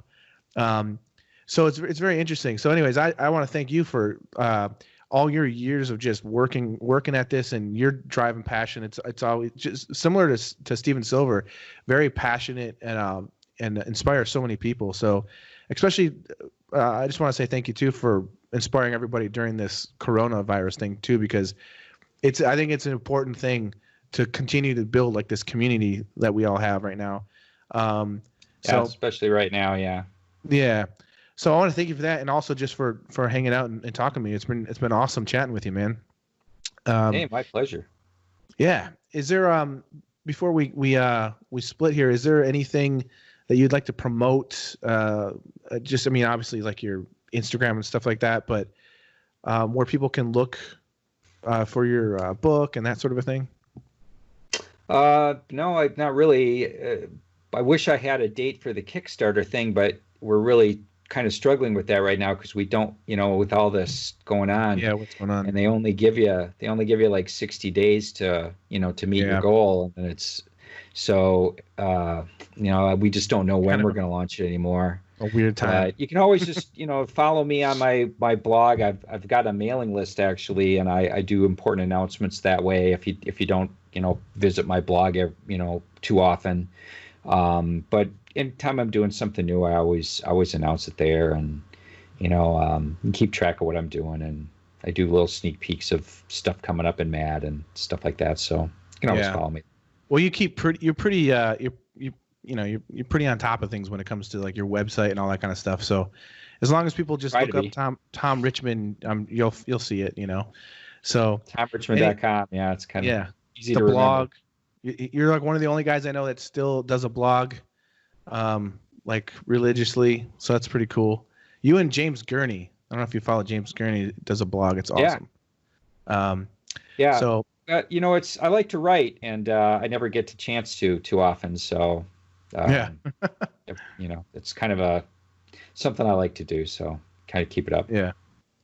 Well, that's awesome. I mean, it's a lot of people appreciate it, man. It's really cool. You know, especially when, you know, to be able to show and break down certain things. Like I enjoyed like when you got to do the work on that Tarantino film and just seeing like some of the process of that, like just like the behind the scenes thing. So definitely worth checking that out. I'm sure anybody that's watching this already follows anyways. So maybe so. Yeah. But anyways, thanks so much, man. I really appreciate this. And anybody out there, thank you so much for watching and supporting this. Stay safe, be good, and we'll talk soon. All right. Take care, buddy. All right. You too, man. You want answers? The truth shall set you free. I think I'm entitled. You want answers? I want the truth. You can't handle the truth.